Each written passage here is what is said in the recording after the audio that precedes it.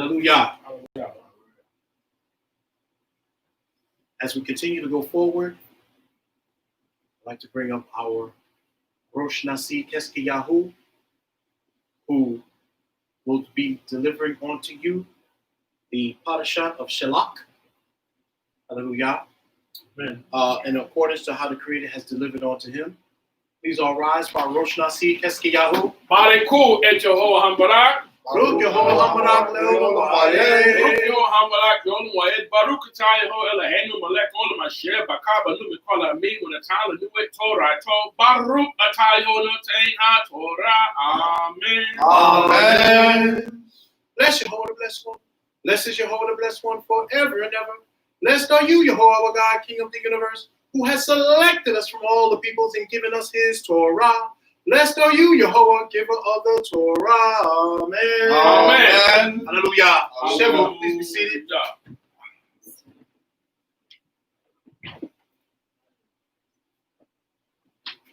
Shabbat Shalom Lakem. Shabbat Shalom. Ite Kavod. We pay homage Elohei Abraham. to the God of Abraham, Elohei Yitzchak. to the God of Isaac, Elohei Yaakov. The God of Yaakov. Hallelujah. Hallelujah. Hallelujah. Hallelujah. Amen. Amen. As we go forth into our portion for today, as was said, the portion of Shalach. While I'm trying to get it together here, what I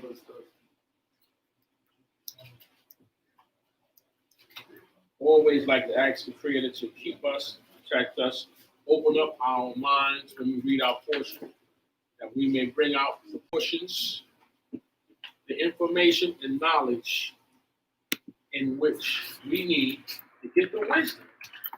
Okay? Get the wisdom that we need. And we ask this for all our brothers and sisters that's reading the portions or any portions today. We can utilize the information and bring it to this day and time. That's We right. can utilize this information Hallelujah. to put us right before the King. We thank God for that as we go forward. Now, we're in the portion in the book of Numbers, and what chapter is that? 13. 13th chapter of the book of Numbers. And we may deviate from that briefly. 13th chapter of the book of Numbers, the book of Bamidbar. Book of Bamidbar.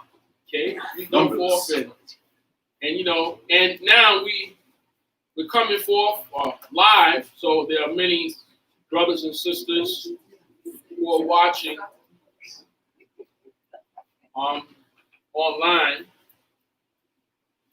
Again, we pray everyone that they'll arrive safe to their Knesset and their places of worship today, and that they return home safely.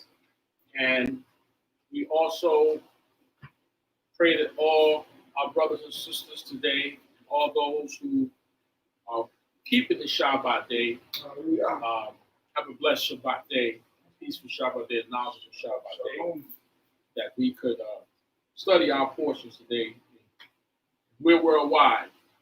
And everybody have a blessed Shabbat. Get that double portion. Blessed day.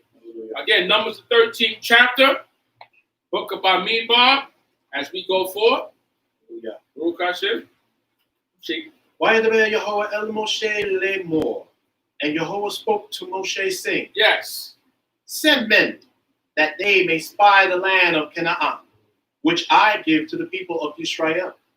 Every tribe of their fathers shall you send a man, every one a leader among them. You see, when you had the bad Yehovah el Moshe lemor, Shalach lecha anashim, why yatur et eretz Canaan asher ani notenu libnei Yisrael. Ish ekad lemate abotai tishlachu kol nasi bahem. Send our men. Okay, now you know the same word we use as they use shalach, which means to send, is the same word that they use in the book of Exodus, in the book of Shemot, when Israel was leaving. Because shalach means to send. In other words, it's sort of like pushing you out, thrusting you out. Okay? Because, you know, a lot of us, we didn't want to leave Mitzrayim. So I know it says, let my people go. But in essence, God has said, kick my people out. Because, you know, we don't want to go. You know, when we get comfortable, even though we claim that we're being oppressed, stressed by our oppressor, but we remember the last portion, we said, we remember the leeks and the garlics and the fish that we ate for nothing. Chinam. No. We ate those things, which are healthy, but we didn't eat them for nothing. So, trust me, it's very difficult to get everyone out. So that's why the word is that though it says, let my people go, it says, Bevri Shalach. Put them out. Because you know we don't want to go. And you know, when it comes time to leave this place, you know, everyone don't want to leave. Uh-oh. Brother, I just bought this mansion here, brother. Uh-huh. I just bought my 750 BMW. What do you mean? We going back home? Yeah, we leaving, brother. You got to pack up. So if you find a way to take that house and put it on the ship or a plane, because, you know, they can move houses, you know. That's right. You take that 750 BMW or that Infinity and put it on the boat, the ship, or even a plane. Get it to where you got to go. But it's time to leave out of here. People might say, well, what's going on with my Social Security check and my pension? But brothers and sisters, that ends. Uh-oh. You know, it sounds funny, but it's real. Okay. Because all that gravy and all of, I guess that would be your reparations, but it's done now. No more stamps. No more Social Security as pension. Now it's what the Creator has for you and what you're going to build. What you're going to take with you. The same way that we spoiled the Egyptians. Their gold and silver they gave us, and raiment and clothing. Same when you leave here, you leave with the gold. Okay? You know people want to take their cars. We can't fit all those cars, but you got to leave some here. I'm taking my Benz, bro. I'm in my 750, my Bentleys. You know? Yeah. That'll be something. Okay?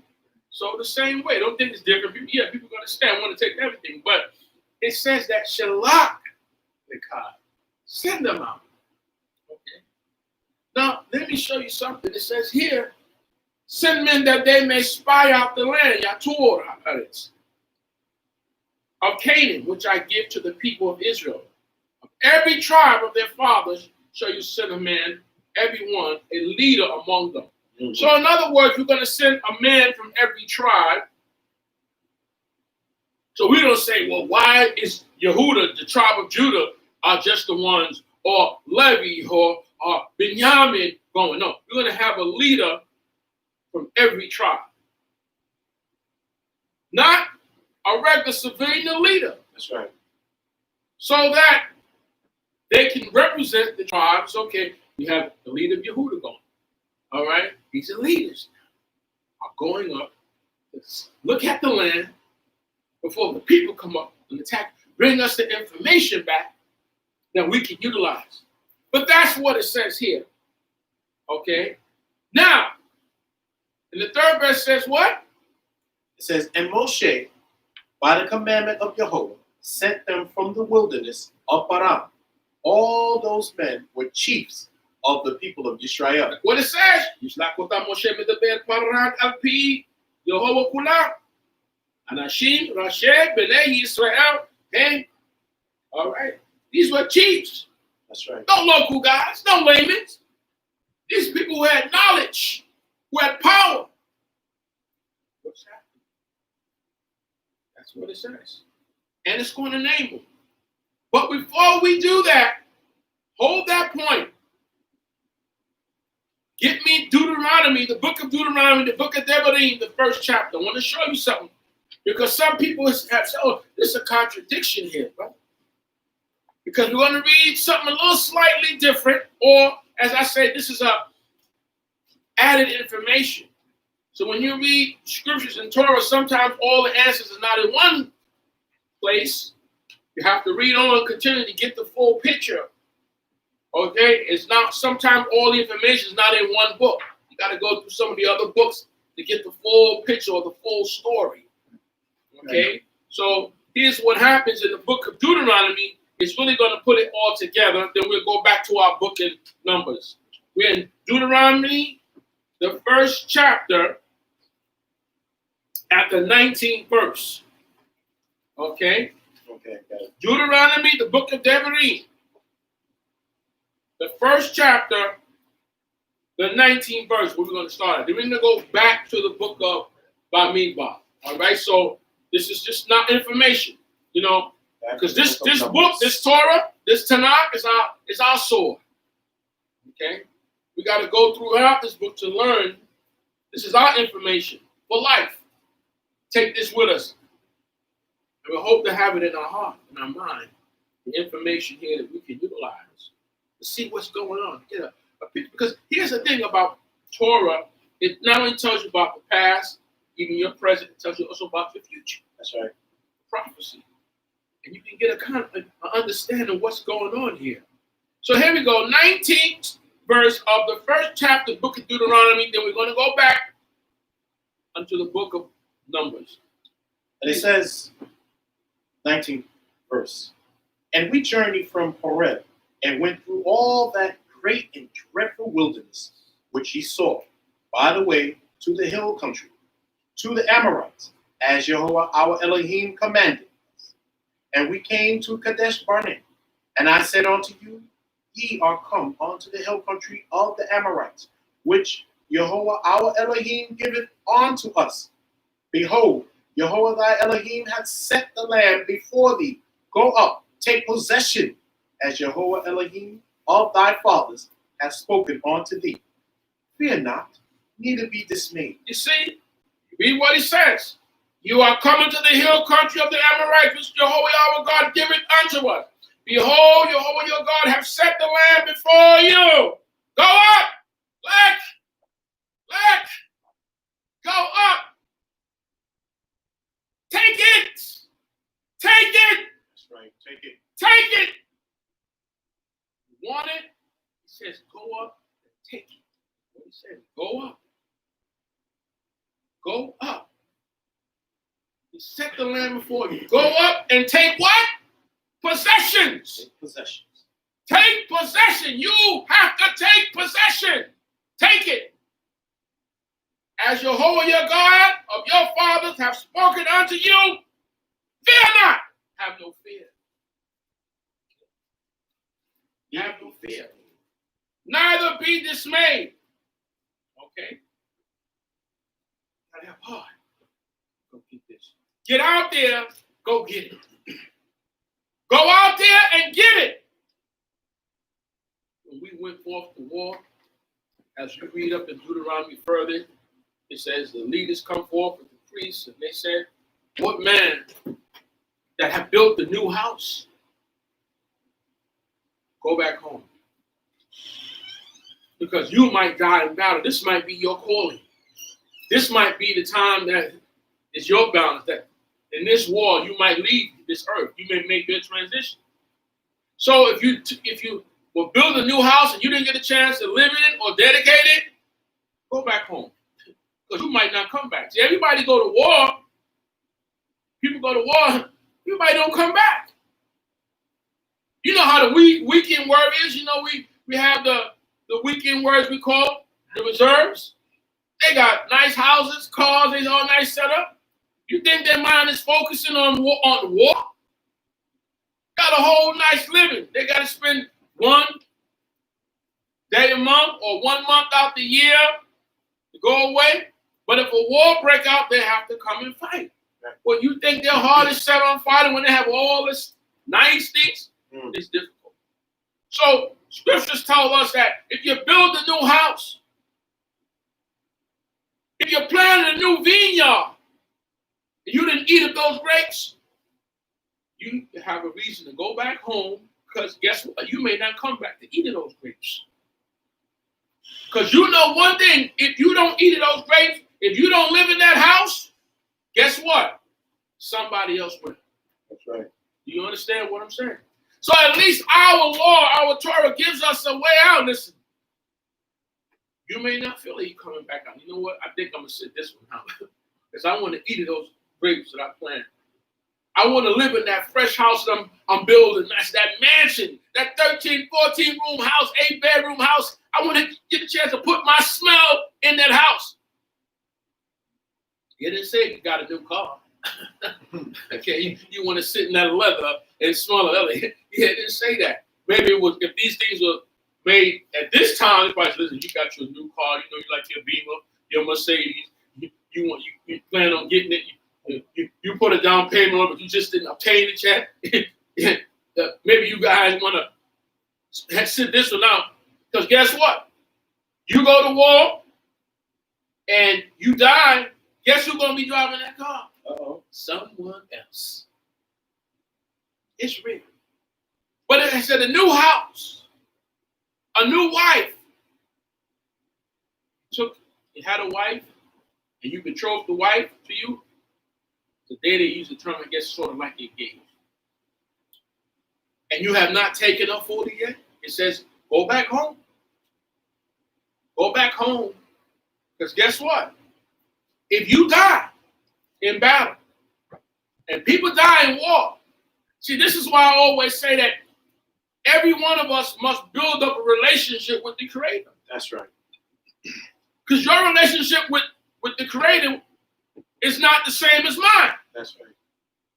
That's what God told Miriam and Aaron when they get is Moshe. Do you know who this man is? I speak with this man face to face. Mm-hmm. My relationship with him is not the same relationship I have with you and Aaron. You should have been ashamed to talk to him, knowing that I have a personal relationship with Moshe. That's right. So all of our relationships are different with the Creator. And that's why he said, I'll give a man or a person according to their ways. We're not all on the same level with God. It's not like men, so all men are created equal. All people are not equal with God. Israel, you're my firstborn. Israel, I love you more. I'll give nations for your life. That's a difference. Mm-hmm. You understand? Okay. So here's what I'm saying, that those who I guess who are close to the Most High God, who figure, well, I know you have an idea, you know your relationship with the Creator, you coming back from this off. Well, there are those who's been determined, who didn't have that mark in their forehead to live. This is their time. As Ecclesiastes say, the golden cord is broken and the silver bowl is broken. That's your lifeline. This is where it's determined you're going to make your transition in this war. So you have options. They have to announce you took a new wife and you have not taken her. You betrothed the wife, you have not taken her. You got a new home you haven't lived in. You plant a new vineyard. Those are your options to go back. Because one thing we know for sure, life goes on. That's right. When you make your transition, the world don't stop. The world keeps going. Your world stops. But life goes on. That's right. And people gonna live. So somebody else is gonna live in that house. And I know other brothers don't like this, but somebody else is gonna take that wife. It's real. Life goes on. If my grandmother can remarry at 80-some years old, life goes on. She said, it ain't over till it's over, son. Mm. I said, I hear you, Granny. Listen, at 80. So don't tell me. Sebby was still having children in his 80s. It's not over till it's over, brothers and sisters. So life goes on. So they had to announce those things to the people because people die in battle. Go back home. And then the last thing was, if you are afraid, if you fear, if your heart pump Kool-Aid, go back. We don't need you in this battle. Lest you cause your brethren hearts to fear. Because see, that's sketchy. You start running and you're afraid, and he see you start running and everybody start running and everybody start panicking. So if your heart, I mean, listen, everybody, brothers, says everybody is not a warrior. No. They talk tough, but when it comes time to deliver, they can't. You see? And just because the guy's not there, that don't mean he's not. There's a lot of people who's quiet, but they're warriors. That's right. They're quiet warriors. And when it gets started, they're in. And they'll tell you, listen, don't call me unless you're real, because when you call me, it's not like you can put a stop on this. Because once you rouse them up, it's on. There are people who are not fighters. Like I said, a lot of weekend words just got into the reserves and things to get the extra money, to get the benefits. But when they call them for war, they really don't want to go out there and fight and establish all this. Because in the last few wars that we had, a lot of them didn't come back. And that's a serious thing. So at least with our Torah, it gives you options. No one really want to leave out, oh, you scared. People call it, you're a punk. You're afraid. You know, you can imagine people saying, look at you leaving. You want to leave on a note, hey, I just built a new house. I just took a new wife. I just planted a new vineyard. No one wants to leave and say, oh, I'm afraid. I mean, that's something to live with. You know how people feel. You know, they call certain presidents dodgers. They say they dodged the wars. You know, you didn't go in the fight. You draft dodger, whatever. So you know what people must feel if you say, well, I'm afraid. But truthfully, you're afraid. Everybody's heart's not strong designed for war. But who wants to go out like that? Well, I'm afraid, so I really don't want to fight. You'd rather go out on those other three. But that's what the Torah gives us. Now, what it says here, as we read in Deuteronomy, it says, as we go on, 22nd verse look at this. of the first chapter of Deuteronomy. And ye came near unto me. You came near unto me. Who's me? Moshe. Who came to him? The people came to Moshe. Go ahead. Every one of you. Every one of you. And said, Let us send men before us. Let us send men who? Before us. Who said that? Children. The children of Israel asked Moshe that. Guess what God told him to do? Just get up there. Go take it. Now, normally, as humans, you want to strategize, you want to go see, you want to check it out. But see, that's what it says in the just. The righteous deal by faith. Mm. See, in other words, that's how close we're supposed to be to God, that we don't have to check it out. If God said to us, go, we're going.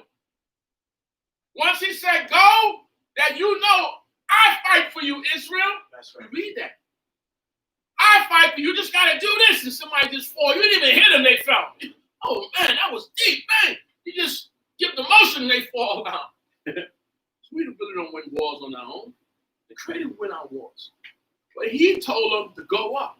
In other words, you don't have to search it out. I searched it out for you. Just go up and fight. Mm-hmm. Now that's deep, right? Because now you're dealing with the eyes of the Most High God. Listen. It says here, I said to you, you are coming to the hill country of the Amorites, which Jehovah your God giveth unto us. Behold, Jehovah your God hath set the land before thee. Go up and take possession, as Jehovah your God of your fathers have spoken unto you. Fear not, not to be dismayed. And you came near unto me, and every one of you and said, let us send men to what? Let us send men before us, that they may search the land for us, and bring us back word of the way by which we must go up, and the cities unto which we shall come. Go ahead. And the thing pleased me well. It pleased me well. Go ahead. And I took 12 men of you, one man for every tribe.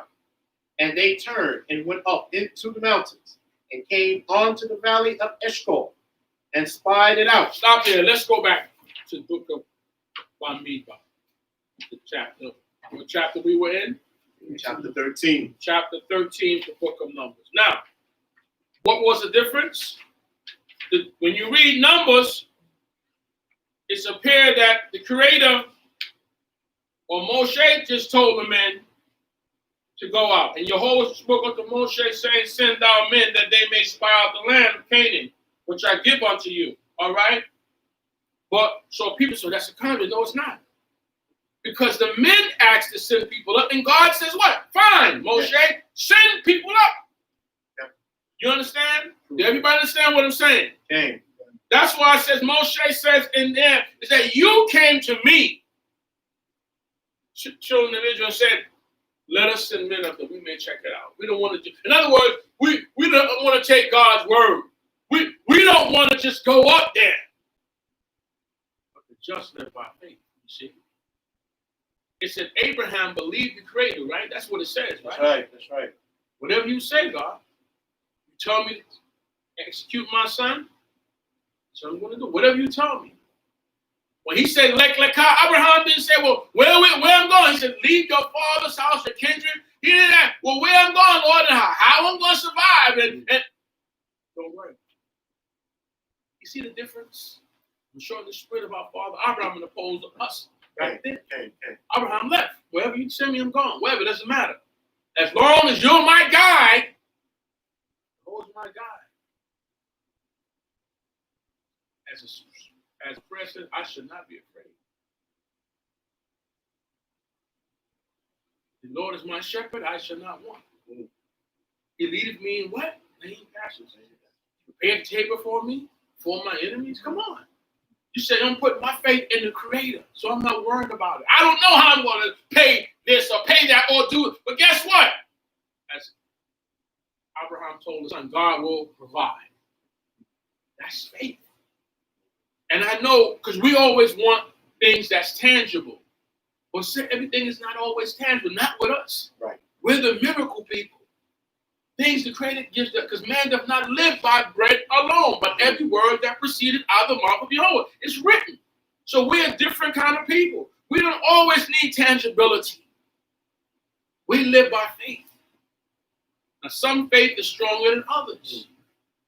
But it shows you that you have to be close to the Creator. Because so now what I'm saying in the 13th chapter, that's after the people. But again, Scripture doesn't give you all the information in chronological order. Right. Because Scriptures are not all written in chronological order. You have to find certain things. So the people wanted to go up to spy it out when God said, just go. So guess what? The Most High God, like he told us, I know you're going to ask for a king one day. And if you ask for a king, this is what it should be.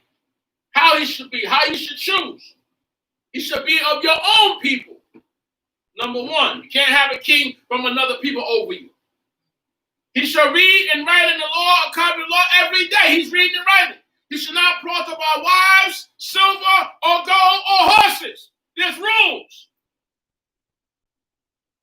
Years later, when they went to ask for a king, he said that Shamuel said the Creator was upset with them. He said, because I'm your king. But he already left on record, if you should ask for a king, this is how it's. See, that's right. That's what I'm saying. Creator already knows what we want. But you know what? I'm going to give it to you, Israel. I'm going to give it to you. So Moshe, listen. You send out men. Okay? You send out men to spy out the land. Because God is going to allow us to do things.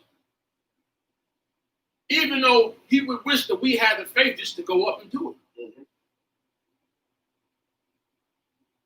Lord, the Lord is my God. Of whom shall I be afraid? Okay?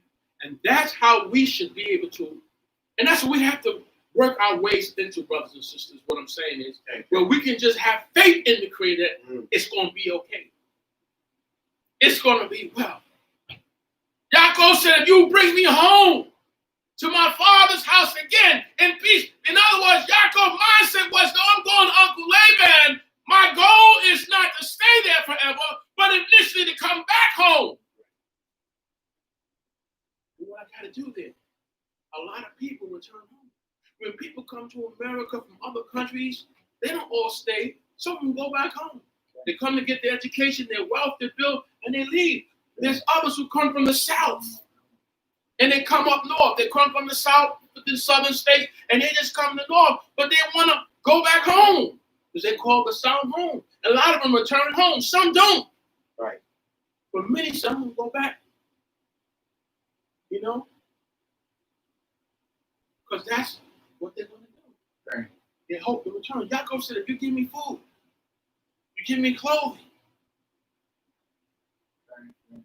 you give me the shelter, and you let me return to my father's house, then I will be your servant. You'll be my God. And of everything that you give to me, I'll give you a tenth of it. But the faith that he had, when Esau came to him, it was coming to him and he was returning home, because guess what? As Israel, we're champions. So guess what? We're going to struggle. We're going to wrestle with life, with people, with situations. But the deal is we what? Overcome. That's what we Israel. We're champions and soldiers of the Most High God. And Esau was coming to, and when he would send a message to Esau, who he had struggles with and rift with before he left 20-some years ago, he hoped that, as they say, time heals wounds. We said all wounds, some of them, not all. But when they told him Esau was coming with 400 men, what is Yaakov supposed to think? Fight time. It's fight time. So now he divided his household up, right? Strategizing. Well, if Esau comes, how do you choose from one? Those who he may love more than others. Well, if he come here, everyone will get taken out. So he'll hit this part of the family first. I'll split them up into sections so this allows the other ones to get away. So he said the prayer. He said, I'm walking, my house is divided, Lord. And God answered his prayer. He did. When Esau came with those 400 men, maybe he did come, started out in war. We don't know. Maybe that was just his entourage to show how powerful he was. Maybe he came for battle. But along that way, see, you serve the master of the heart, Most High God. Like he changed and played with Pharaoh's heart, or as long as Esau riding, he can change Esau's heart. By the time Esau reached his brother, it was nothing but love. I missed you. And they kissed. And they hugged. That's the God that we serve. He makes it possible. He makes what some consider impossible possible. Right. That's why I said this walk is a walk of faith as well. And it's not for everyone. Because you're going to get in some deep situations that it just seems impossible to get out. Guess who gets you out? The Creator that you serve. And people just can't believe it. How did you do that? How did you make 35 years on this job? How did you do that? By the true and the living God. That's what he did. Without him, I couldn't have done it. You understand? That's the difference. So these men were supposed to have faith, but they wasn't to that ability yet. Listen, they wasn't there. They just come through all this rebellions. They wasn't there. They wasn't at that height. Because if they were, they wouldn't have to ask to send people up. You trust in the Most High God. He's going to make that way. So that's the difference. Right? And that's some faith that we all have to work on. Because you serve him. And he's going to make your job better. He's going to get you out that situation. He's going to make sure you eat well. You don't always know how you're going to eat. You don't know always how you're going to pay that bill. You don't know. But guess what? It was done. It was paid. See, the Elvis used to sing a song, I look back and wondered how I got over. Because it didn't look like it was going to happen, but it happened. Many are called, few are chosen. The world was made for many, but only few will survive. Everyone didn't make it through COVID. It's in the hands of the Most High God. Yes, it is. We say the earth is the Lord and the fullness thereof, and the world and they that dwell therein. You're not doing it on your own. No. Don't care if you go to work every day or 3 times. It's still the Most High God holding you up. Because when he stops, we gonna fall. You can be up here today. Tomorrow you're down here.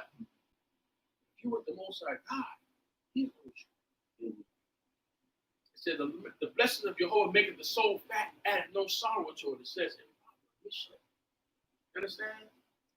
if these brothers that we're talking about were with God, we wouldn't have a lot of issues that's going to come up. But their heart is not fully with the Creator. And guess who they are? They're leaders. We're not talking about the common man. They're leaders. So if the leader's heart is not right with God, how could you expect the people? Give me some more, brother. Okay, we're in the fourth verse of Sefer. These are the ones that went. He's going to give you their names. Go ahead. Book of Numbers, chapter 13, fourth verse. Fourth verse, chapter 13. And these were the names from the tribe of Reuben, Shemua, the son of Zakur. And from the tribe of Shimeon, Shaphat, the son of Hori. And from the tribe of Yehuda, Caleb, the son of Jephunneh. And from the tribe of Issachar, Igal, the son of Yosef. Go ahead. And from the tribe of Ephraim, Hosea, son of Nun. From the tribe of Benjamin, Palti, the son of Raphu. Right. And from the tribe of Zebulun, Gadiel, the son of Sadi. Go ahead. And from the tribe of Joseph, that is, from the tribe of Manasseh, Gadi, the son of Susi. And from the tribe of Dan, Emiel, the son of Gamali. Go ahead. From the tribe of Asher, Sethor, the son of Mikael. And from the tribe of Naphtali, Nabi, the son of Basi. From the tribe of Gad, Deuel, the son of Maki. These are the names of the men which Moshe sent to spy out the land. And Moshe called Hoshea, the son of Nun, Yehoshua. Okay. Ele Shemot, Anashim, Asher, Shalak, Moshe, Latur, to spy out, Latur, to spy out how is the land.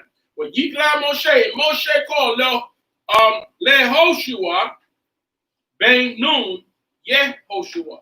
In other words, from Hoshua to Yehoshua, from saying to he will save. That Yod as a prefix means he will save. From salvation to he will save. That's what he put the Yod in his name, and that means the future tense. So now you can understand who's going to be the future leader. Okay. From save to he will save, Yehoshua. Okay? Some sheep. Okay. 17th verse of Sefer Ben-Miba, the book of Numbers, chapter 13. And Moshe sent them to spy out the land of Canaan, and said to them, go up this way southward, and go up into the mountains, and see the land, what it is, and the people who live in it, whether they are strong or weak, few or many. Select. Yitzchak Otam Moshe told her edits. Ahmed Alehem, he said to them, Alu, go up to this land. 19. And what the land is that they live in, whether it is good or bad, or what cities they are that live in it, whether in tents or in fortresses. Look at this. And he says, look, but eat him. See the land, how average. What it is, the people who live in it. Okay, how they live. Whether they are strong, okay, or whether they are weak, or a few or many, strong or weak, few or many. Whether they're Kazakh, strong, or whether they are afraid. Are they strong or weak? Are there few or many? Are there Hame'at, a little, or are there Rav? Are there many? Check it out. Because guess what? We need that assurance as men, especially when we're not close with the Most High God. Because if we're close to God, we don't have to worry about that. Because He's our eyes, He's our guide, and He's not going to misguide you. Yes, that's the difference. But this is what we're going to do. Okay. And what the land is they live in, whether good or bad, or whether they cities they are in that they live. Whether in tents or in fortresses, how they living? They have bad kanim or in misparim. How are they living? Because this is a normal situation of war. This is what normal tactics. They check things out. That's right. That's right. But guess what? We're not normal people. I'm sorry. We're not normal people. We are with the segula, the pleasure, the treasures of the Creator. That's right. Okay? We can enter the celestial or terrestrial. We have the powers to do that. Because we're Yisrael. You have power with what? Man and who? God. It didn't say it to other people. It said that's Yisrael. That's our father Yaakov wrestled. You have been tried. So we can enter this being or we can be down here. You can get closer to God. Where are you on that mountain? Are you up there with Moshe? Are you up there with Yehoshua and Moshe? Or are you down here? What frequency are you dealing on, brothers and sisters? We should be dealing on a higher frequency. See, we're supposed to be able to shake a person's hand and know what they feel, know what they're thinking. Sounds scary, but it's real. Know what's in their heart before they even say it. You know, because that's the Creator you do. It lets you know. It lets you deal. So again, where are we? Okay, so we're not normal people. We shouldn't be. So you can be down here, or you can be up there with the Creator. And I'm saying your level, your height on the frequency you deal can be up here. That's right. You see, when the prophet told his servant Gehazi, he said, where did you go, Gehazi? Did not my spirit went you when the man turned back from his chariot? Everything that Gehazi did, guess what? The prophet knew. He didn't have to be there with him physically, but spiritually he was. That's what I'm saying. When you have the Ruach Elohim and you're hiding it, guess what? It might be scary to people, but you know things before they happen. That's why the sons and the daughters of the prophets still live amongst us. Because God still works with people. That's right. But you have to develop, we have to develop our relationship where we want to be. We shouldn't have to say, Moshe, you go talk with the Creator. Or this leader, you go talk with God. We should all be qualified to go and talk. That's right. But because all of us were not qualified, and we didn't want to qualify, let's put it like that, there were those who said, I'll do this. Moshe was born by man and woman too. So was Enoch. So was Elijah. But it all depends on where you want to go with the Creator, how we prepare ourselves and what work we put into. You see? You can reach those heights as well. But the question is, do we really want to? Or we want to have the spirit of those men that they have? Read on, brother. Let's look what it says here. We're at the 20th verse of Sefer Bemidbar, the book of Numbers. 20th verse. Chapter 13. And what the land is, whether it is fat or lean, whether there is wood in it or not. And be you of good courage. He chazentem. Go ahead, brother. And bring of the fruit of the land. Now the time was the time of the first ripe grapes. You see, hayamim yemei bikore anivim. It was the time, the season they were going in was the first ripe grapes. All right? Come around at that springtime area. All right? Let me show you something. Read on, brother. So they went up and searched the land from the wilderness of Zin to Rehoboth. Right. As men came to Hamath. Okay. Ya'alu yatur et ha'aret mimidbar zin ad rekov lebo Hamath. Come on. Go ahead. 20 seconds.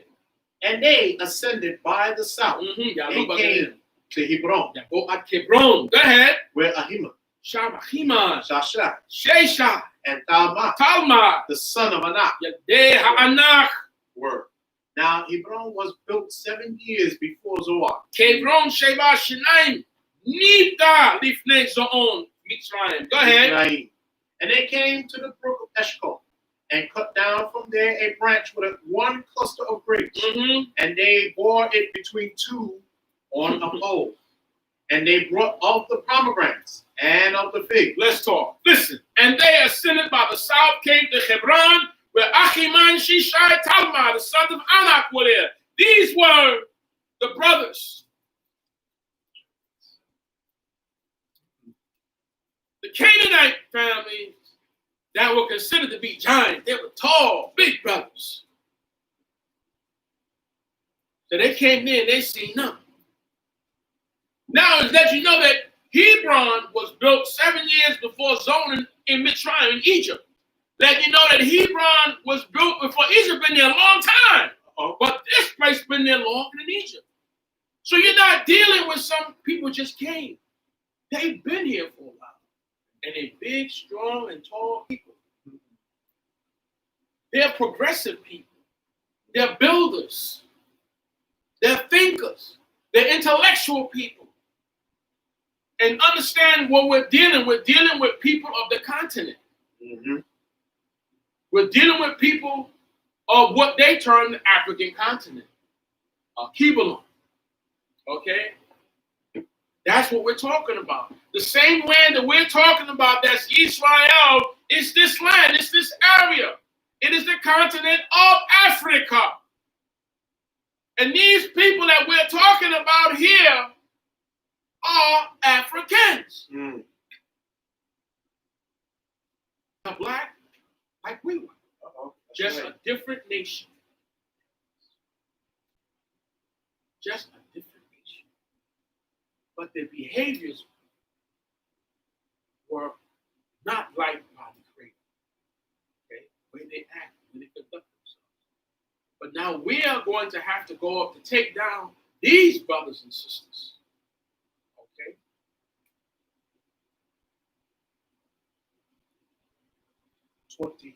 24th verse in the book of Sefer Bamidbar, the book of Numbers, Go ahead. chapter 13. The place was called the brook of Eshcol because of the cluster of grapes which the people of Israel cut down from there. Okay, now they called it Ha'eshkol because they cut down this cluster of grapes. Let's go back to the 23rd one. It says, and they came to the brook of Eshkol and cut down from there what?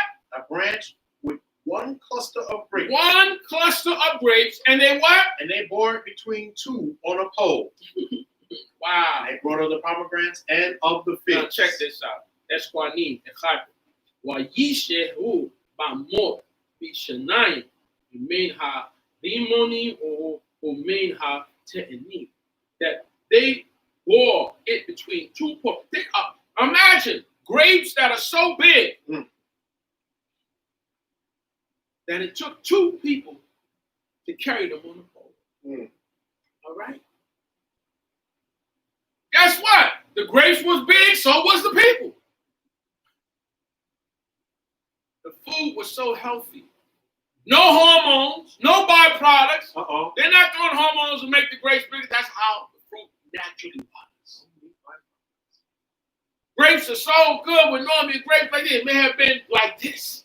Took two people to carry one cluster of grapes. You understand the land that the Creator has set up to you to give you that.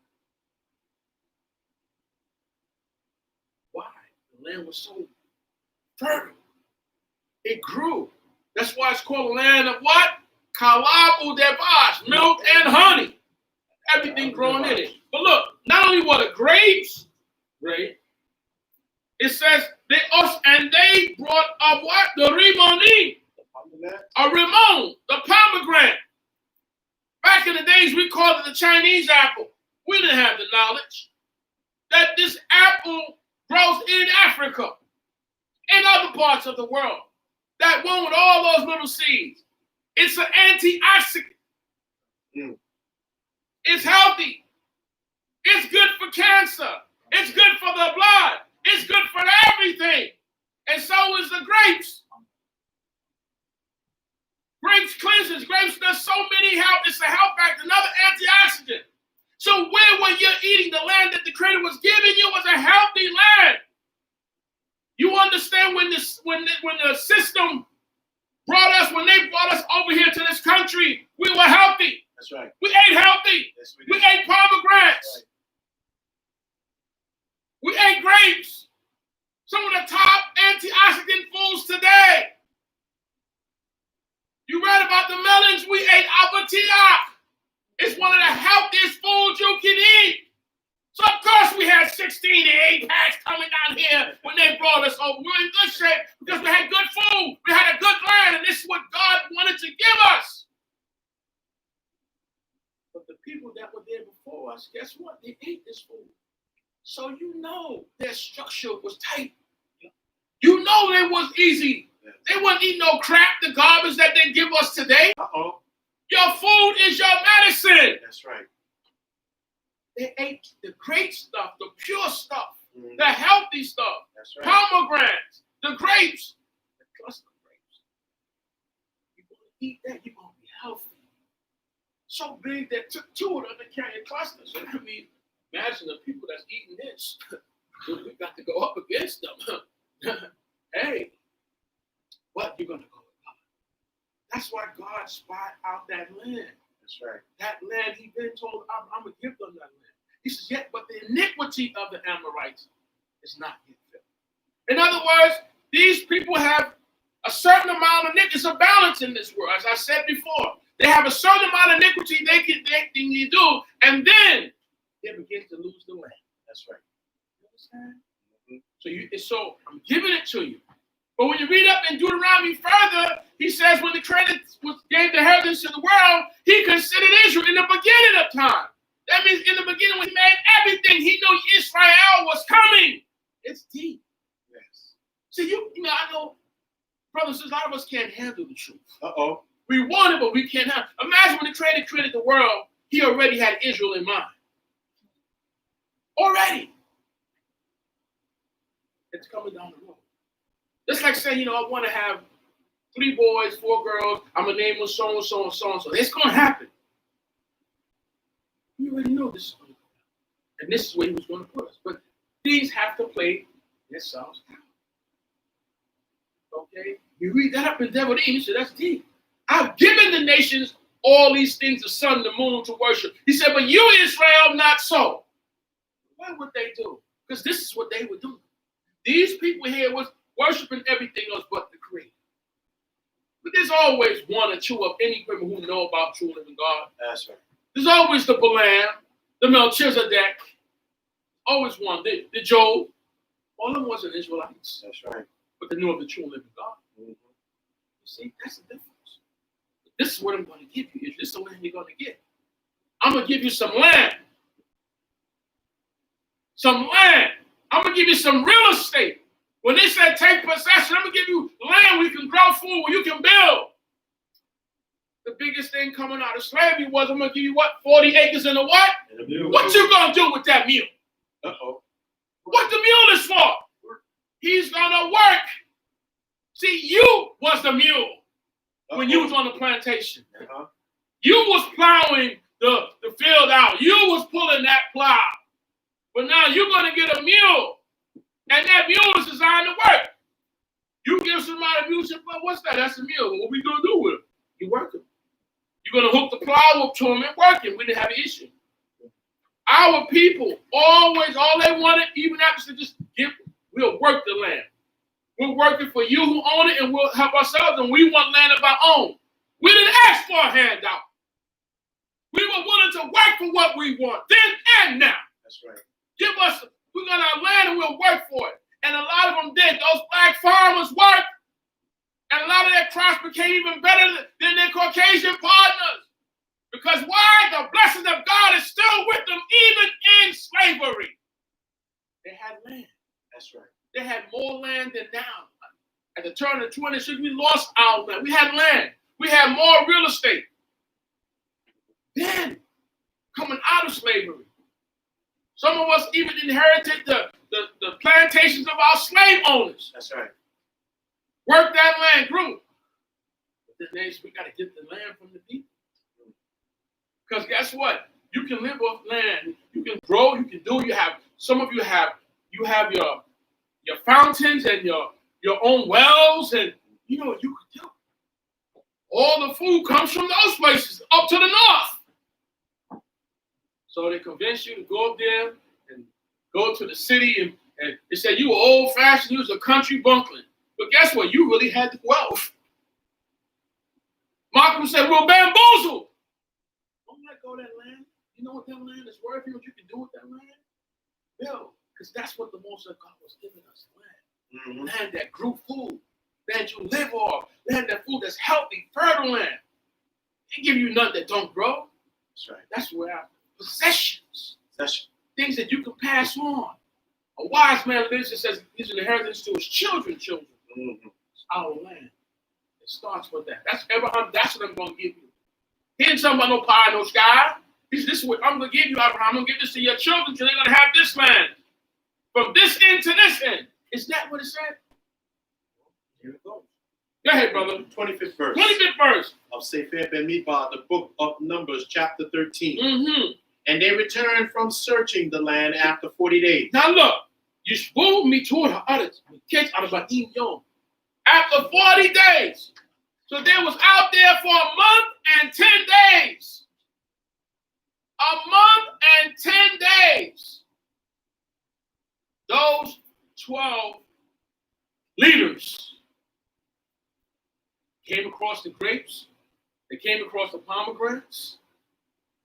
Okay? A month doing their research, getting the product. This is what they're going to have. Now let's see what happened. Okay. And they went and came to Moshe and to Aharon and to all the congregation of the people of Israel, to the wilderness of Paran, to Kadesh, and brought back word to them and to all the congregation, and showed them the fruit of the land.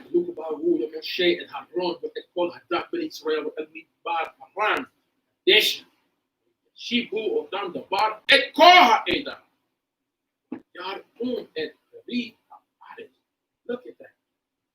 See? Brought back and showed them the fruit of the land. That's right. This is what we have. Look. Go ahead, brother. And they told him and said, we came to the land where you sent us. And surely it flows with milk and honey. Ah, see, where you shalach no, and gam, zabat, wakalab, udevash, it has milk, it has the honey. And surely, they all agree to that, right? Mm-hmm. They said it's a land of milk and honey. And when you sent us, where you sent us, I want you to understand it. Mm-hmm. We came where you sent us. You sent us, right? I want you to point out, see little things where you sent us. No, in the beginning, it's telling you go. You said you wanted to send people, so fine. But you sent us here. And it surely it flows with milk and honey, and this is its fruit. Here is the fruit. All right. Continue. 28th verse. Problem. Nevertheless, the people who lived in the land are strong. See? And the cities are walled. See? And very great. And moreover, we saw the natives of Anak there. Oh, we got to tell you this.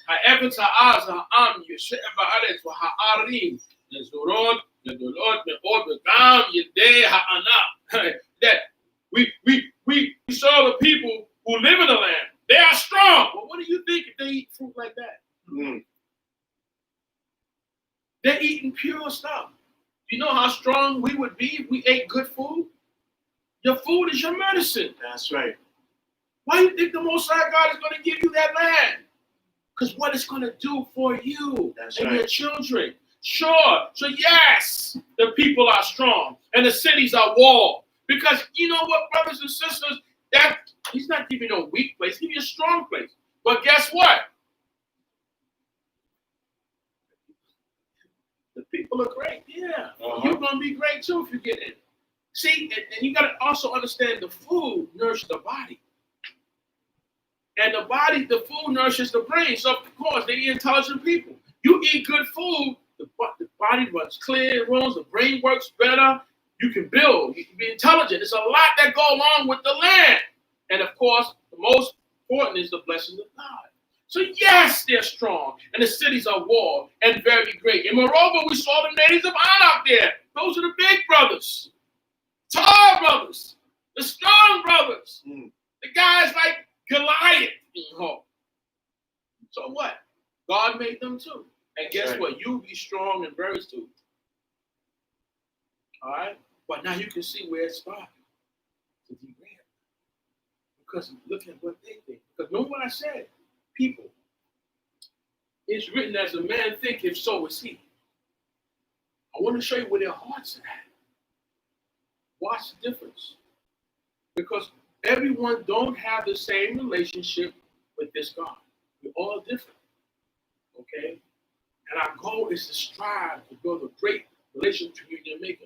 As we go on, we're going to see this. Continue, brother. Watch this. Okay, we're at the 29th verse. 29th verse. Chapter 13 of the book of Numbers. Sefer Bemidbar. Talk to me, brother. The Amalekites lived in the land of Negev. Uh-huh. And the Hittites. Oh, the Hittites. They are powerful people. Go ahead, brother. And the Jebusites. Uh-huh. And the Amorites. Uh-huh. Lived in the mountains. And the Canaanites lived by the sea and by the side of the Jordan. So now you heard about the Hittites in this land Canaan.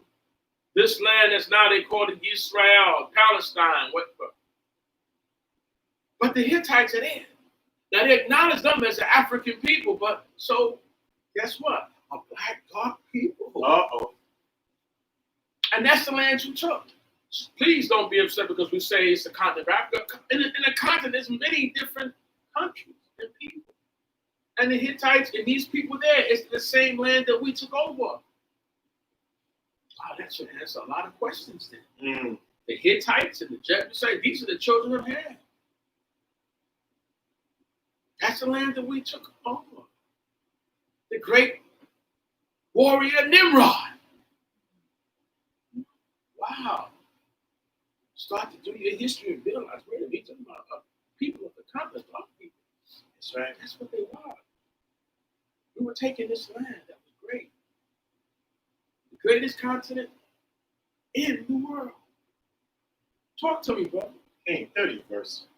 And Caleb quieted the people before Moshe and said, let us go up at once and possess it, for we are well able to overcome it. Now look at this. Because now we have a disruption. You can have an accident, and 5 people saw the accident. And you know those same 5 people can tell different stories of the account of the event? That's right. You know what I mean? These are 12 men that went up to look at the land and search it at their request, because they don't have the strength and faith that they should have. And they brought back a good report, but they brought back a bad one. That's right. Nevertheless, when you hear that, oh man, we got a problem. Well, FX, key eyes. Nevertheless, the term they use like FX, like nothing. When you hear that, you know we have a problem. Mm-hmm. But now, the 30 verse says in Caleb, Yahas, Caleb, et Ha'am, el Moshe, wa Omer Allah. Caleb quieted the people for Moshe and said, let us go up. Kalai. The liver, heart means a dog. The loyalty. And Caleb, out of those 12, was Caleb.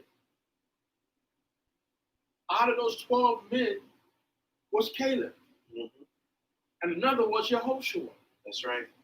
Caleb and Yehoshua were 2 out of 12.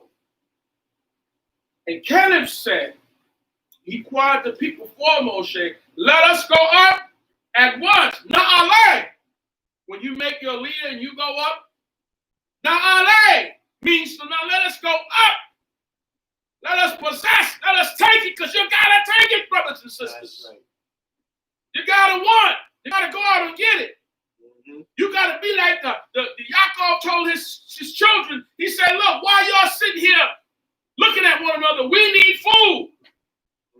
Get up and go get it. They have families and grandchildren. Oh, you sitting around looking at each other for. And they're gonna come and say, you gotta go get it. That's right. You want success, you want the dream, you want to build, you want to live, you want all the things, you want the big connection. You gotta go get it. Now, Allah, let us go up. It's gonna take action, because God is a God of action. That's right. Movement. Go get it. Go get it. Once you finish praying, you gotta go out and get it.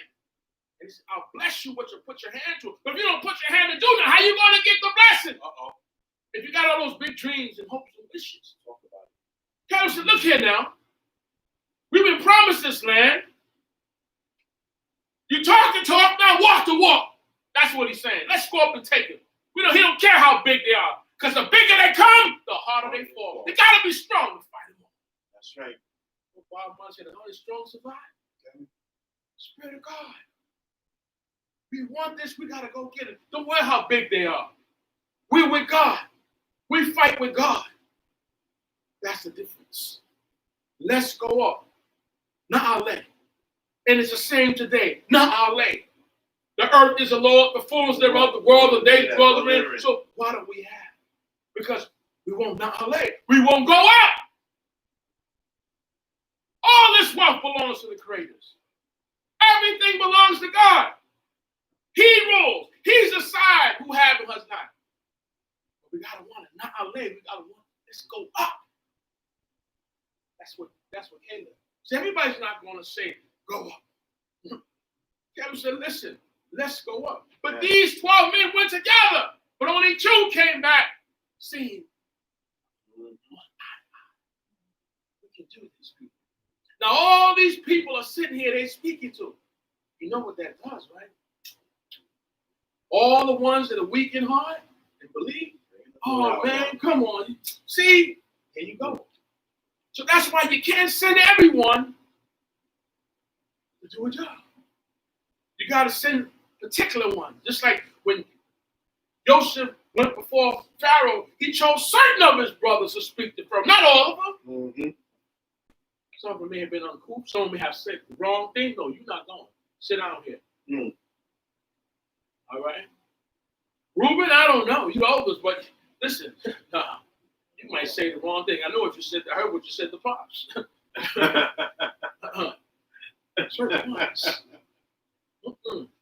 No. But he said, Na'ale, let us go up. But we are well able to overcome it. You understand? That's the attitude they had to have then, and that's the attitude we need now. That's right. Because who's in charge? The Most High. That's right. But he even said to them, if you don't believe, it's not should not happen. You gotta have that heart to want to do better and build and go do the thing. Na'ale, let us go up. Listen, there's a part in the scriptures that deals with the 4 leprous men. And they said, listen, we outside here, they're inside in the city, starving, eating dove dung, eating feces, eating an ass's head, and each other, eating their children. Yo, we was brought very low.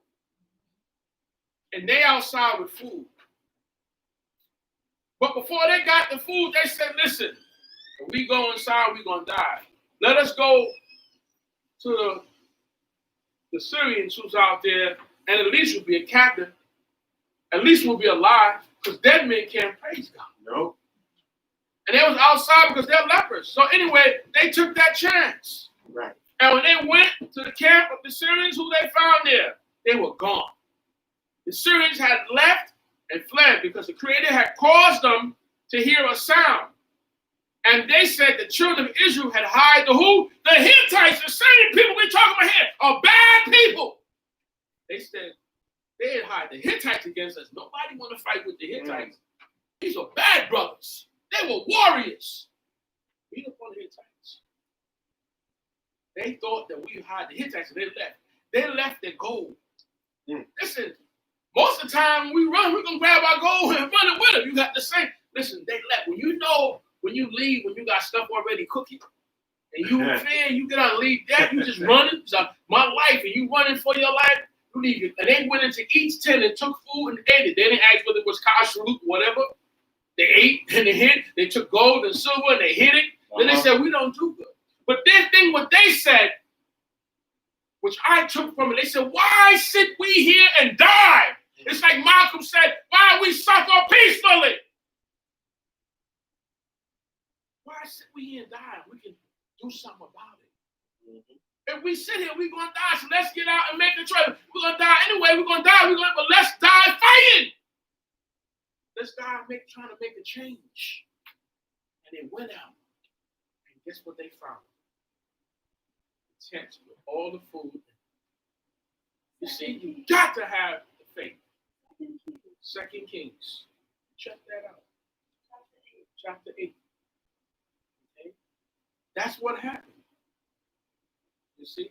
Having that faith in God. They were lepers, man. And even when they told the king, he wouldn't believe it. And somebody had to talk to the king and said, listen, you see, we can't get so stuck living. We got to do better. We got to go up. We got to know our leg. That's right. Can't sit here and just accept it. If you sick, you fight to live. I don't care if they say you got cancer. They give you 10 days. God is in control. People live with cancer for 40 years, 30 years, 20 years. Don't give up. You go up to God. You talk to the Most High. Okay, what they say, it's not over to the Most High. God says it's over for you in any capacity, in any category. Oh man, you're gonna get fired. You on this edge. You've been on this edge for 30 years. They've been firing me since what? But guess what? You're still there. Because God will keep you. He will hold you down. Okay. And those who say about you was going to get fired, guess what? They got fired. Those who talk about, they're not even around. That's the creator. they didn't last. But when you hold on to the Most High God, you say, I'm going. He's going to get you there. That's the difference. That's what I'm saying. Yehoshua and Caleb had this. Continue on, brother. Okay, we're on the 31st verse of chapter 13. Talk to me. It said, the book of Numbers. But the men who went up with him said, we are not able to go up against the people, for they are stronger than we. Stop, brother. Stop. Stop this. We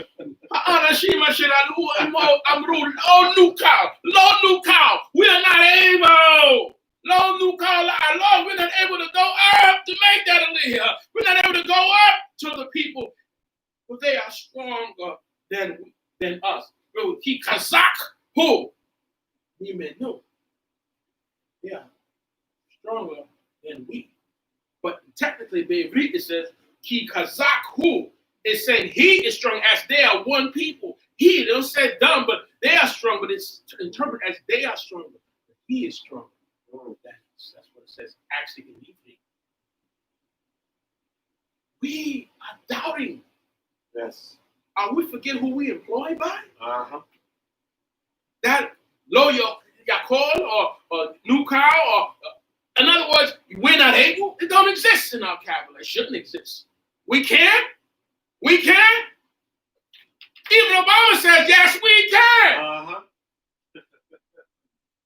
Wow. You can only go as far as you see your God. That means you must have a low evaluation of the God that we serve, who's a great God. Because these men are saying that they cannot go up. Okay? Lo nukal la alot el ha'am ki kazaku mi menu. But the men who went up said, we are not able to go up against the people, but they are stronger than we. But that's what we specialize in, brothers and sisters. We specialize in the minority beating the majority.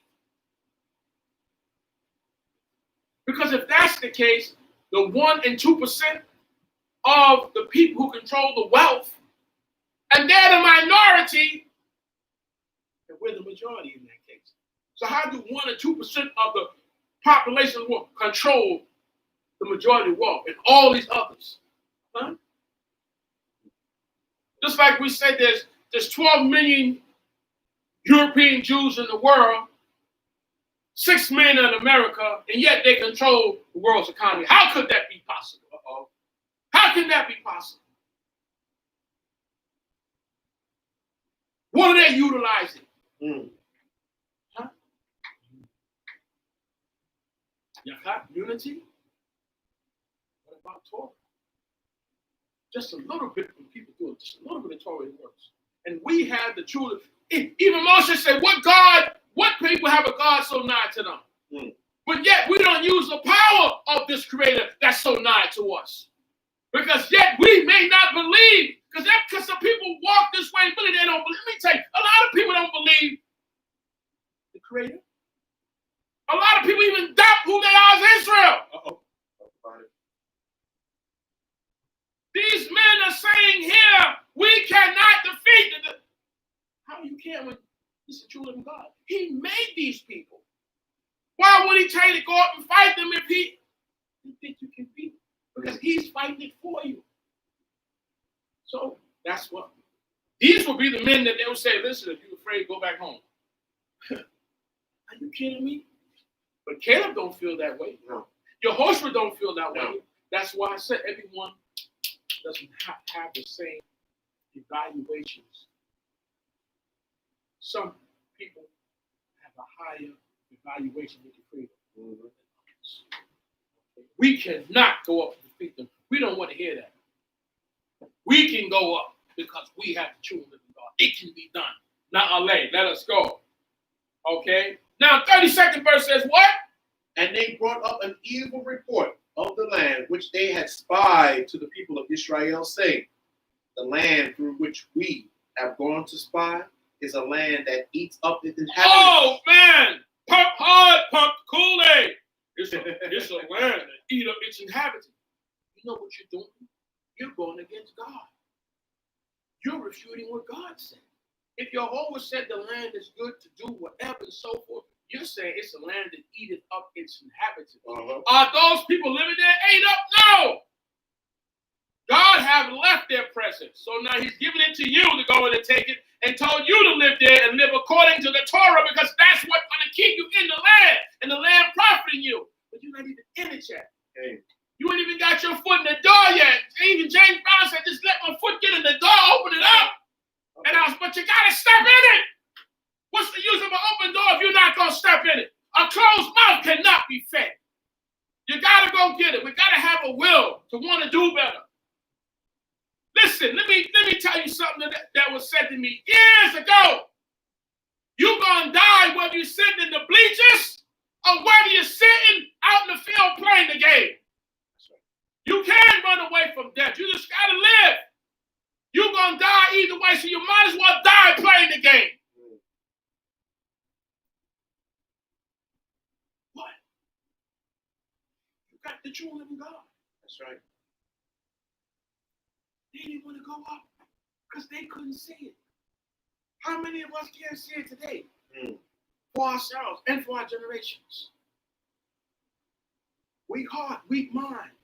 As a man thinketh, so is he.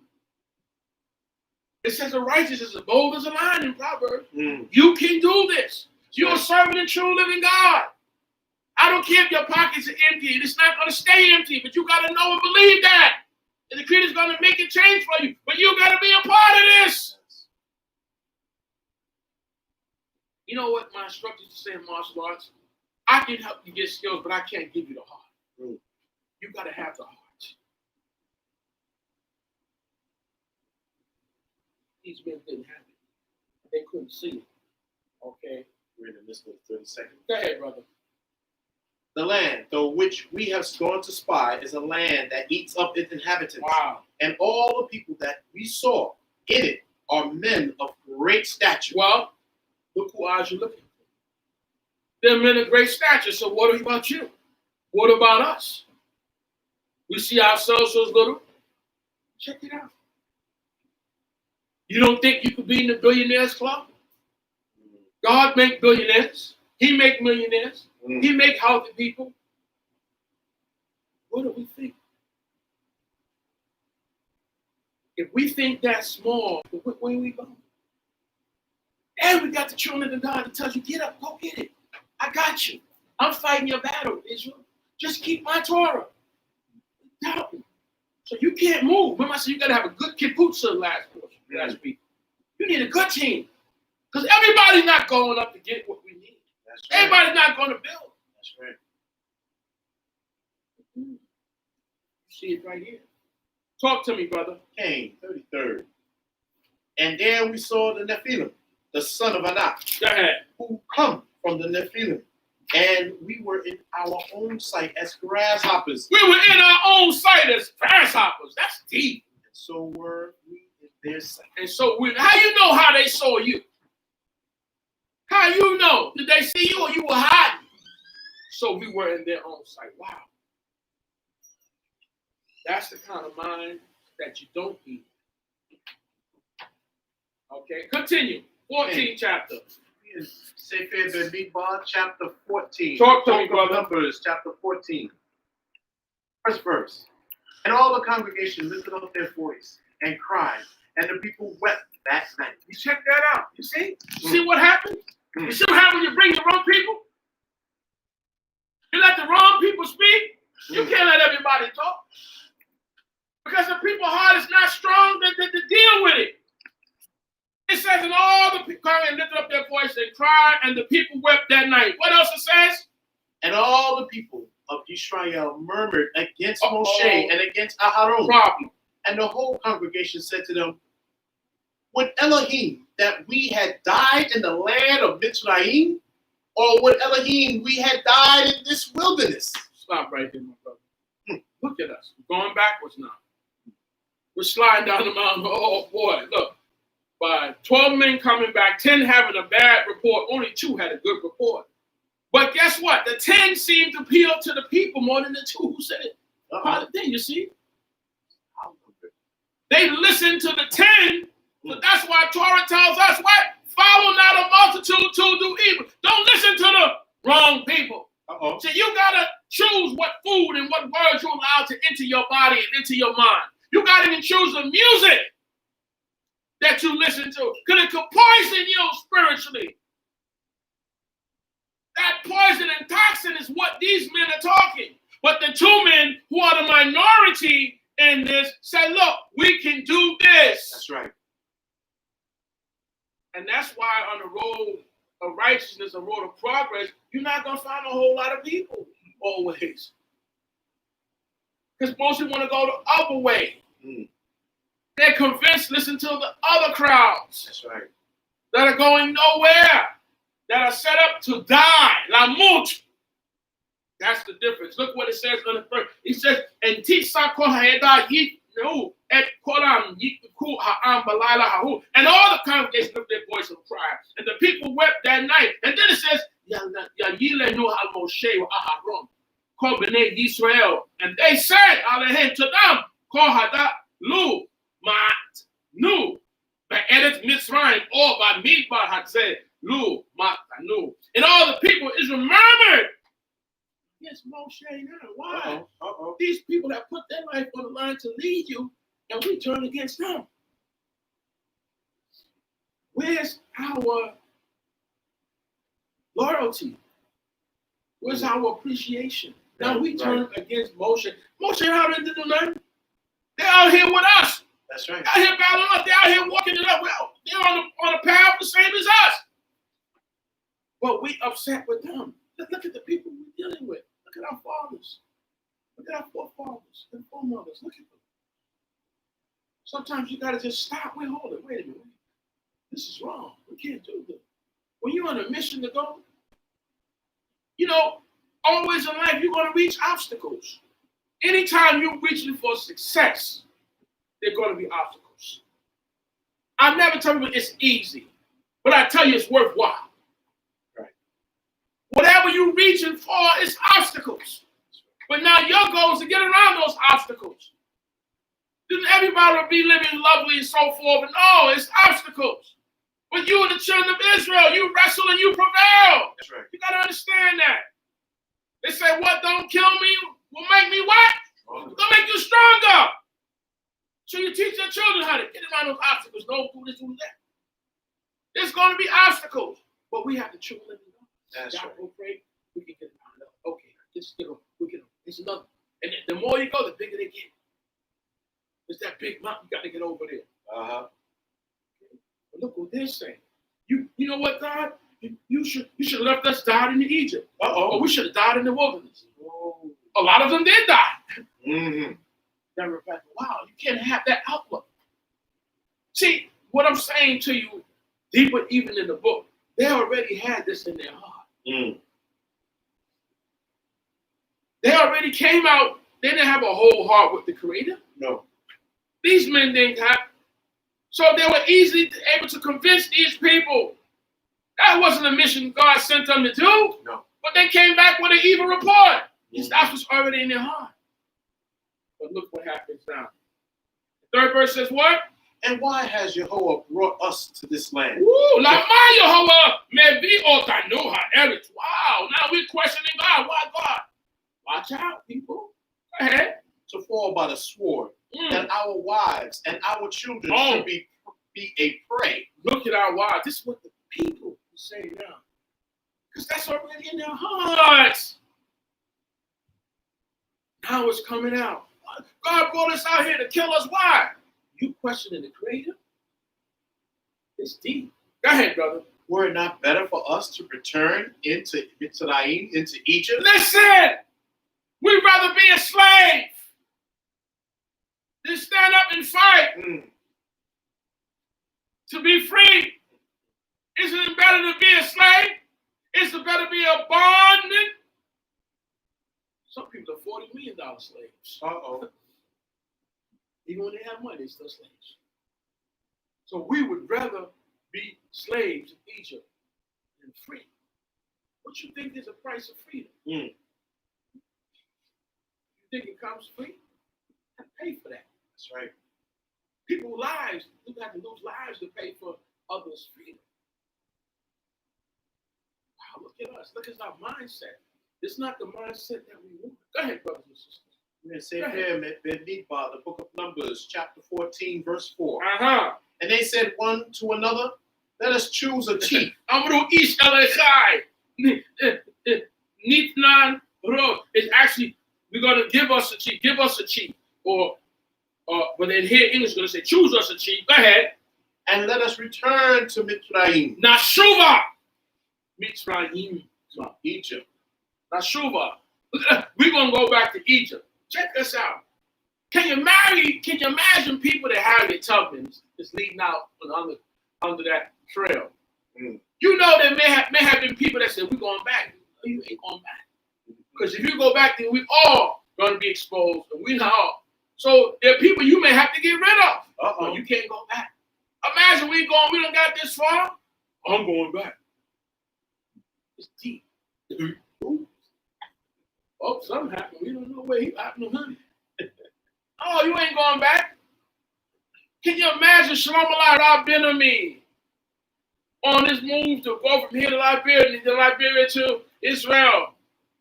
The issues? I'm sure that he didn't end up, listen, he may start with X amount of people, but by the time he got to Israel, there were less. He didn't want to go back. We ain't going, man. It's too rough. Listen, would you rather go back and die? Why are we like that? We start organizations. We get 9 or 10 families before we get 5 of them stop. We won't be a part of this no more. No, you got to be committed. That's why you got to have quality more than quantity. Right. You need quality. Quantity is nice only if the quality people, male and female quality. And that's why Jethro told Moshe, choose able people. Yes. Not because they're your homeboy, your friend. Qualified. Don't you go into nothing half-stepping with people. They don't have it. I don't care if financial, spiritual, connection, whatever. You better have a good team. That's right. Because they'll walk out on you if they're not. They're hard and right like these men going to abandon the ship. But I thought we was all this together. Leave you holding. That's like getting into a fight and you standing there and everybody that took off from you. Oh, yeah. You can't have that. So you got to understand, you got to be with the Creator. These people, what they doing now. So now the heart of the people is turning. It don't take much to turn the heart of people. But their heart ain't strong as it is. Talk about it. You should be strong with God, but none can turn us from God.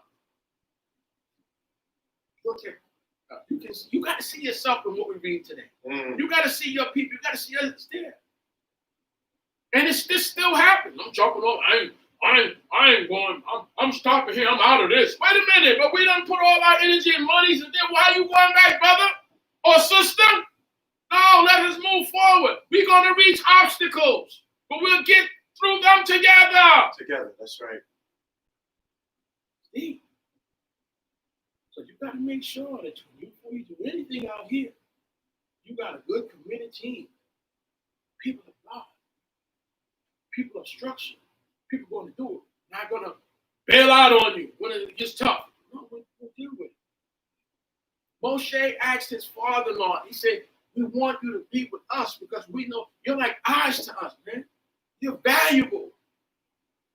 So don't think you're going to have a whole bunch of people there that's good. You may have just few. But those few will be strong in quality. That's what you want, the quality. It's like the portion in Judges' book where the creator, all these people choose a fight. He only chose a certain amount. No, that's too many. No. The last ones who lap like the dog in the water, we're going to choose them. You got to choose. Talk to me, brother. Let's read on. In the 5th verse. 5th verse. Then Moshe and Aharon fell on their faces. Look at this. Before all the assembly of the congregation of the people of Israel. Israel, put on their faces. Listen, what are y'all doing? What are y'all doing? You throwing a monkey wrench in there. You ran on your own parade. Don't do this. We're going up. Not our leg. Let us go up. Let us keep going. Go ahead, brother. Okay. And Yehoshua, the son of Nun, and Caleb, the son of Jephunneh, which were of those who spied the land, tore their clothes. They ripped their clothes. Okay? They ripped their clothes. Kar'u beat their hem. They ripped their clothes. All right? Going like, what are you doing? Go ahead, brother. And they spoke to all the company of the people of Israel, saying, now they're talking to your people because you got to talk to your people because they're taking the wrong road. They're taking the wrong advice. Advice is very important. Who you take it from. You got to choose who you let in your ear. The food you eat, the music you listen to, the people around you. Remember what I often used to say? Choose the 5 people around you. Now, your family is equivalent to one of those people. Whatever those people, 4 other people like, that's what your life going to be at. That's right. Be like.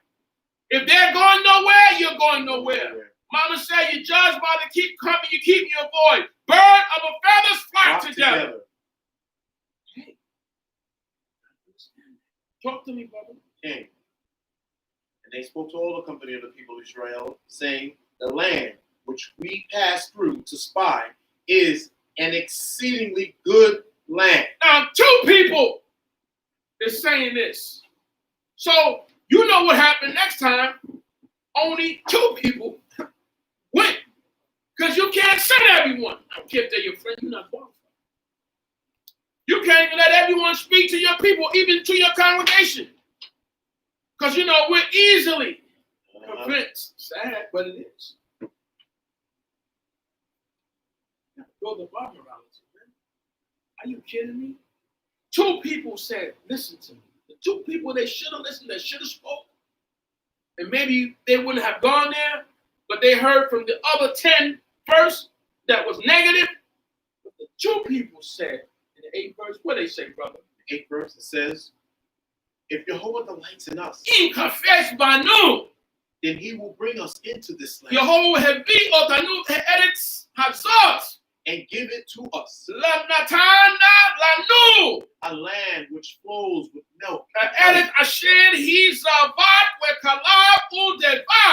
If Yehovah delights in us, when he will bring us into the land, he give it to us.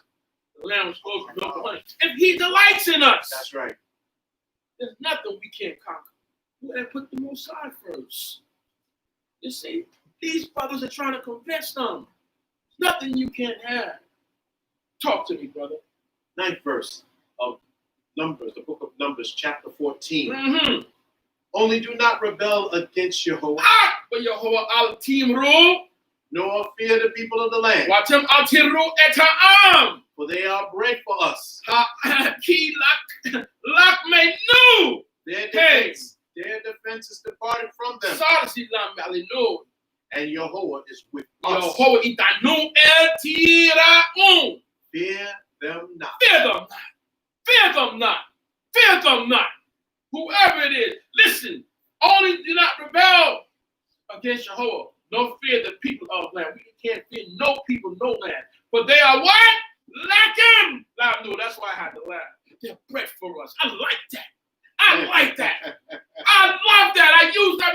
It's bread for us. Nothing that we can't conquer. Even America, take it. Now, listen, when other people come in your neighborhood, buying up your real estate, bamboozling you out of what you have. You're looking for the gold is right under your feet. Uh-oh. You know what they say? You know what they say? They're bread for us. Uh-oh. They look at us like we're their food. But we got to start thinking, no, you our food. You're bread for us. That's the attitude we got to have, the attitude of Yehoshua and Caleb. They're bread for us. That's right. Let us keep Torah, and everything that they have becomes ours.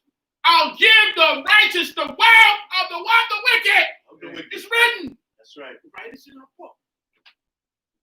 Right. Yeah, right. The bread from us. I like with it. Lechem. Wow. They're bread for us. Okay? They are bread for us. That's how we have to think.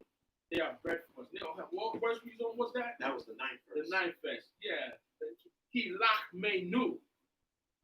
They're bread. They're bread for us, man. You gotta understand. You gotta think that way when you go places. This is bread for us. As Mr. Brown used to say, the only reason you was born is to give me that job, son. The only reason that God allowed your father's sperm to touch that egg was to give me that job. That's how you got to think. This is mine because God has allowed me to have it. They're bread for us. Do you understand what Yehoshua and Caleb were saying? We got to have a different mindset because progress now starts with how we think. That's right. We got to change the way we think, brothers and sisters.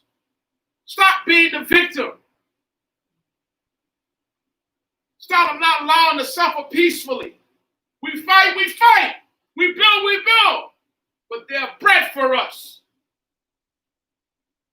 I didn't write this, it's there. All right? That's how you got to think. You can't think negative. They're bread for us. Their defense is departed from them. And your home is what? With us. When Yah is with you, no one can beat you. I don't care how big they are. All right? You hit them high, hit them low. Let's do this. Bread for us. We can do this. Talk to me, brother.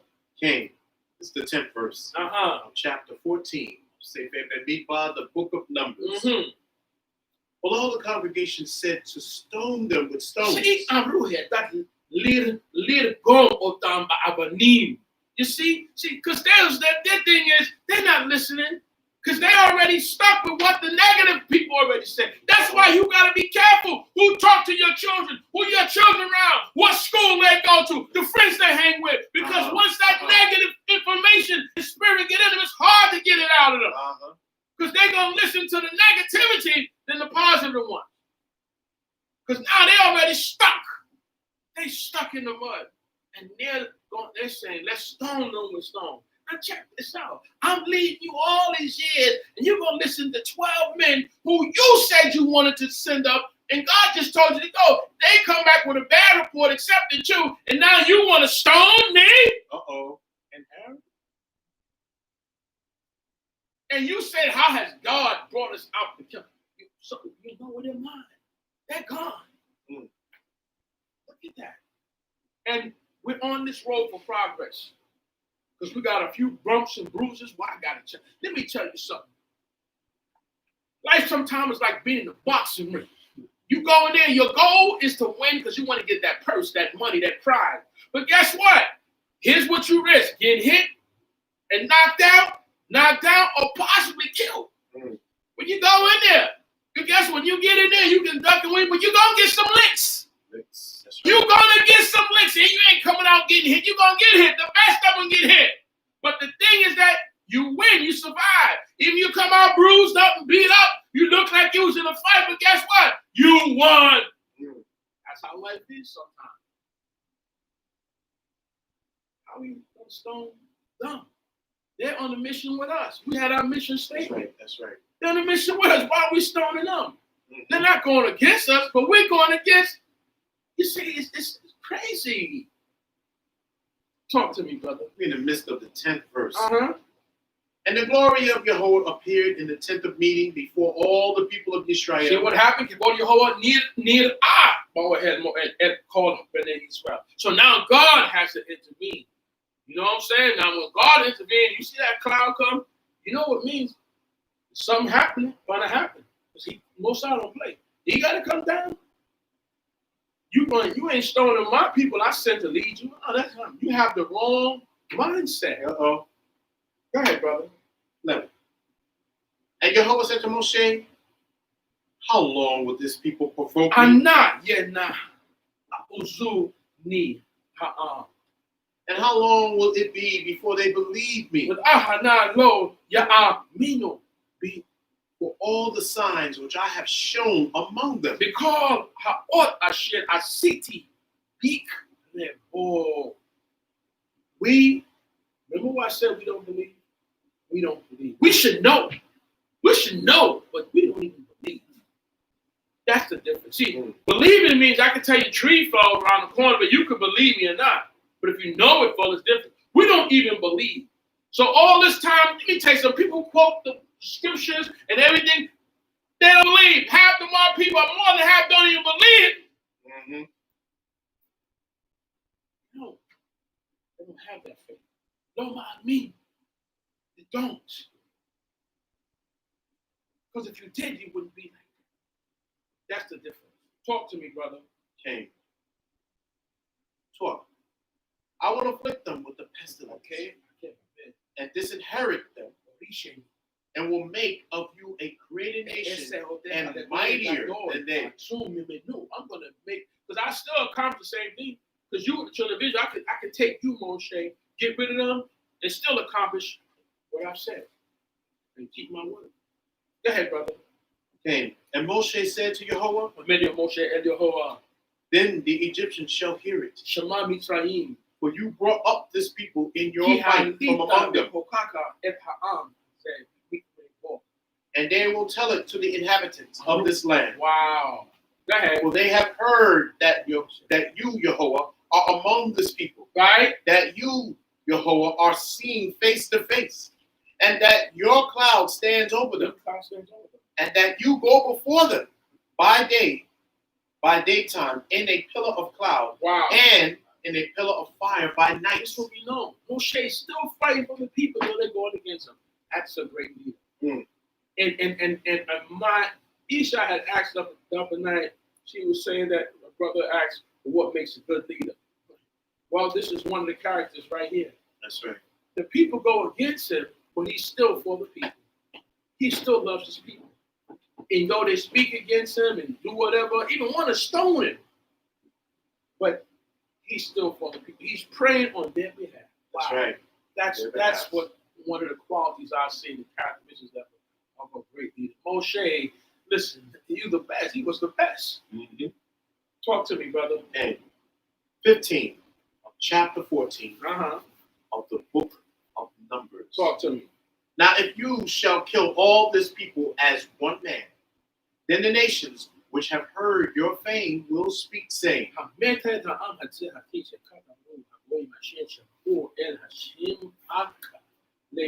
will say, Yah, they will say he's a great lawyer. You want him as a lawyer. And Aaron should have been the mouthpiece. He was, but Moshe's a great lawyer. He's speaking now. Go ahead. Because Jehovah was not able to bring this people into the land which he swore to them, therefore he has slain them in the wilderness. That's what they're going to say. 17. And now, I beseech you, let the power of my Lord be great, according to what you have spoken, saying, Jehovah is long suffering, Jehovah Edek, and of great mercy, Rav Chesed, forgiving iniquity no say I won, and transgression, Parasha, and by no means clearing the guilty, Nake lo Yenake, Apoket, visiting the iniquity of the fathers upon the children Abot Abanim Asheloshim, to the third and fourth generation. Arebein. That's a God. Moshe said, just be long suffering. And God is. But at some point, he says, all right, you got enough, Kesed, you got enough kindness and so forth. It's your time. But it's what he's asking for the people now. Talk to me, brother. Pardon, I beseech you, Salachna, the iniquity of this people, Ahmadzeh, according to the greatness of your mercy, and as you have given this people from Mitzrayim until now, from Egypt until now. And Jehovah said, I have parted them May according to your Jehovah word. Salati Kibareka. I have pardoned according to your word, Moshe. Okay? See, that's the kind of power, because Moshe is up there with the creator. That's what you want to be up there. So when you ask for something, God, forgive my children, forgive my wife, forgive my, or like Abraham said, and he remembered Abraham sent Lot out. That's how we want to be. That's what we have to be right with the creator. Talk to me, brother. 21. But as truly as I live, Ulam Kai Ani. all the earth shall be filled with the glory of God. Imalek Hebod Yehovah. Because all those men which have seen my glory Ki kol hanashim ha ro'im et kebodi. and my miracles Et oti. which I did in Asher Mitzrayim esiti beMitzrayim. and in the wilderness, Imidbar. and have tempted me now Yanesu oti. these 10 times, Ze eser pa'amim. and have not listened to Lo my voice. sham'u bekoli. Have not listened to my voice. See, because all those men which have seen my glory, they seen things. Kebodi. And my miracles, which I did in Mitzrayim in the wilderness, I have and have tempted me now these 10 times. You know, it was all these instances happened Fridays, and they were part of it. Because usually it's the same common denominator, the same people involved with certain things. So guess what he says? And have not listened to my voice. Because really, Moshe is speaking on behalf of the Creator when he's talking. We listen to God's voice. So whose voice you listening to? The person in the street, your friend, you know how your children listen to all their friends, not to you, the parents? No, listen to the voice of the Most High God. That's right. That's coming through particular people. 23rd verse. King, surely they shall not see the land which I swore to their fathers, nor shall any of them who provoke me see it. But my servant Caleb, Abdi Caleb, because he had another spirit with him, and has followed me fully, him will I bring into the land where he went, and his seed shall possess it. But my servant Caleb, because he had another ruach with him. Remember what I said in the past? Now it's about the ruach. You got to have the right ruach, and if your people don't have the ruach, they can even have knowledge and all of the other stuff, but if they don't have the ruach Elohim, it's about changing the way we think, changing our ruach. Build up your ruach to keep the Torah, to your prayers, to doing. You have to have the ruach Elohim. Caleb ruach was different. Yehoshua ruach was different. You see, yet we are the same nation, but don't mean they have the same ruach. That spirit, that continent, it's different.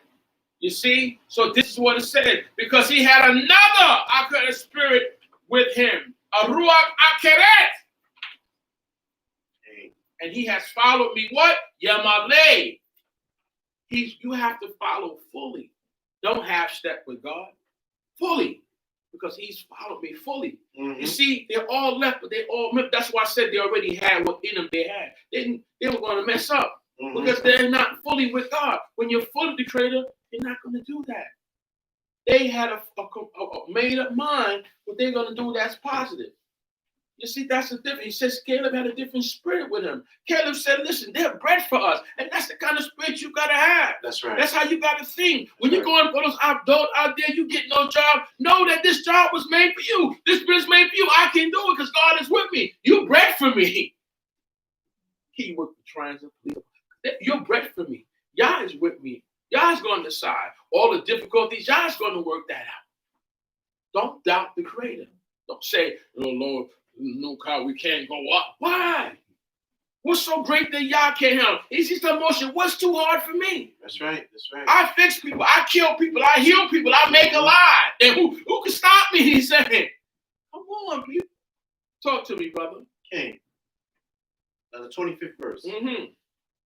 Now the Amalekites and the Canaanites live in the valley. Tomorrow turn and go to the wilderness by the way of the Red Sea. You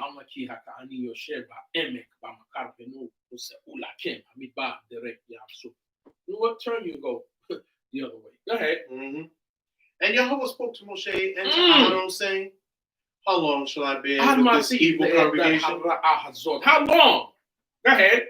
Which murmur against I me? said, hey, alive. Come on. Talk to I me. have heard the murmurings Said, of the people of Israel, I said, hey, malalim. which they murmur against me. Ali Shamati. I heard them. They murmured against me. Imagine you lead someone someplace and they're against you. I mean, imagine that. How you gonna do that? Uh-oh. We're deep people. Talk to me, brother. Say to them, Amod alehem, as truly as I live, kai ani, saith Yehovah, no im Yehovah, as you have spoken in im my no ears, kashet the baratim ba'aznei, so will I do to kain you. esel lakim. So since you said it, guess what? Words have power. Mhm. I'm going to do it to you. That's why we got to be careful what we say and what we ask for. Because guess what? Your energy, your spirit, the universe, you're going to get it. Even there's those who are scared of success. Because they're afraid to be successful. Because guess what? It's about responsibility. And we don't want to be responsible for anything.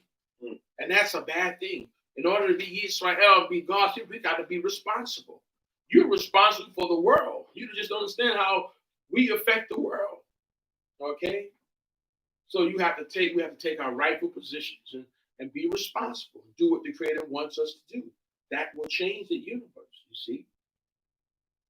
It's about to change, even with this system. If we start doing what the Creator said do, guess what? That will change. We're part of doing it. Okay. Go ahead, brother. 29. 29. Your carcasses shall fall in this Your wilderness. dead bodies are going to fall in this wilderness now. And all who were counted of you, according to your whole number, from 20 years old and upward, who have murmured against me, shall by no means come into the land, concerning which I swore to make you live in it. Say Caleb, the son of Jephunneh, and Yehoshua, the son of Nun. You see? So, in the term he used as far as being numbered, when they counted, when they said for 20 years old to go forth for war, okay, to go into war, okay, those who were 19, you made it. But those who were 20 and got involved with all this, you're gone. And you were numbered. Remember the word pachad, we were numbered. It means to visit as well as to number. You're gone. You're going to pay the price. Okay. Once you saw the Creator had to intervene, the Kavod Jehovah came, you know that there was something going to happen. Continue. 31. But your little ones, which you said should be a prey, them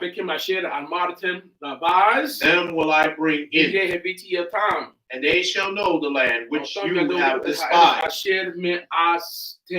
you despise it. And we use little ones as you brought us and our families, our little ones out here to starve. No, don't use them as a crutch. Because that's not what it's about. So basically, guess what? Your little ones. Because by this time, those little ones are grown, and now they're going to go into the land. But you adults who are 20-year-old, get it, you're out. Okay? The only ones that's going to make it in, that's going to be elders, is going to be Yehoshua and Caleb. Okay? Talk to me, brother. 32. But as for you, your carcasses, they shall fall in this wilderness. You're going to die here. And your children. Wow. And your children shall wander in the wilderness 40 years. And bear your backsliding until your carcasses are wasted in the wilderness. Check this out. Your children shall wander in the wilderness for 40 years. And what they're going to do, they're going to bear your backsliding. In other words, don't think that what you do will affect your children. Business iniquities are the fathers upon the children. They're going to bear what you did. See, you know you said, well, it says no, they're going to pay, each soul got to pay for sin. They're going to bear, they're going to carry your iniquities for that. That's why it says that. And they shall bear your what? They shall bear your backsliding. They're going to bear your backsliding, what you did. So that's why I often tell people, if you love your children, listen to what I'm saying. If you love your children and your family, do Torah. Because by you living a righteous life, you give them life. You see, you set the precedence. You allow them, even if you don't love yourself, love them. Do Torah for them. And when they get of age, they'll do Torah for themselves. You see, that's how it has to be. They're bearing down whatever happened to their parents did. Why should that? So that's why you want a clean slate. You want to give them a chance. Free them up from all this iniquity and stuff that we've done as adults and all that things that we went against God with in our life. See if you can get a clean slate with them. So I'm going to turn the Torah to live so that they can live. So they'll have a chance to start on, and then they can decide as points. But now they're going to bear those backslidings. Continue, my brother. According to the number of the days in which you spied the land, 40 days, each day for a year, shall you bear your iniquity. 40 years, you shall know my displeasure. So for each day, how long was they spying out the land for? 40 days. So for each day, you get a sentence of a year. That's like the judge. He's the show faith. He's the actual judge saying, That's you know right. what? For every day that you went out to the land, you're going to get a sentence of 1 year. So that's 40 years. Out of Ba'im Shana, we walked around. And it's a sentence. That was our sentence. Okay. Talk to me, brother. 35. 35. I, Yehovah, have said, I will surely do it to all this evil congregation who are gathered together against me. No adim ali. Wow. Go ahead. And this wilderness they shall be consumed. Yitamu with Sham Yamutu. They're gonna die. They shall die. Because they're against me. God is saying we were against him. We just going after Moshe, but we're really against God. See, this is what I keep saying. Just because people come in congregations and they line up, don't mean they're for the Most High. When the ship starts sinking upon up, they start falling off. Because when the true service of Yehovah, please stand up. Like to tell the truth, we used to see the picture. And one guy trying to stand up, and other, then finally the one who's really the person who they say stand up. Because you got a lot of pretenders. You got a lot of pretenders, a lot of people that they're not for the Creator. If everyone was for the Creator, why would Moshe have to say, but those who on the Lord's side? And there's two sides. Wait a minute, I thought you was for God, no. Because you got on fringes and a turban and all that. You talk the talk. You ain't walking. No, it's in your heart, brothers and sisters. I'm telling you. So we got to say this deeper than that because you got on some fringes and a turban. People ain't for God. Some people for themselves or for whatever.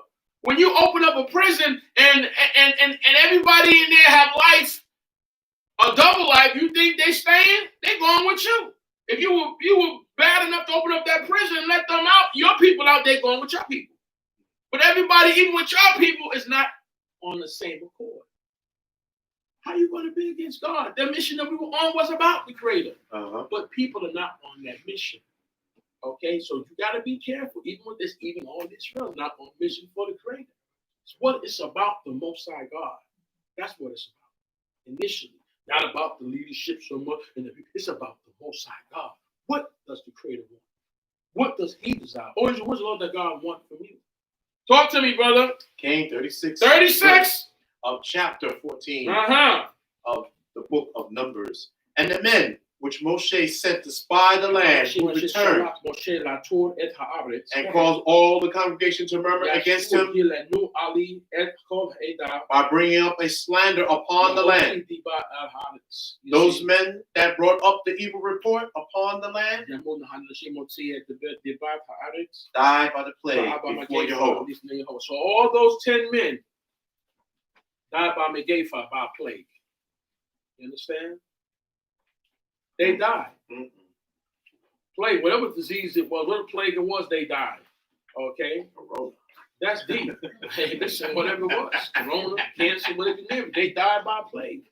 All right? Because they brought that evil report.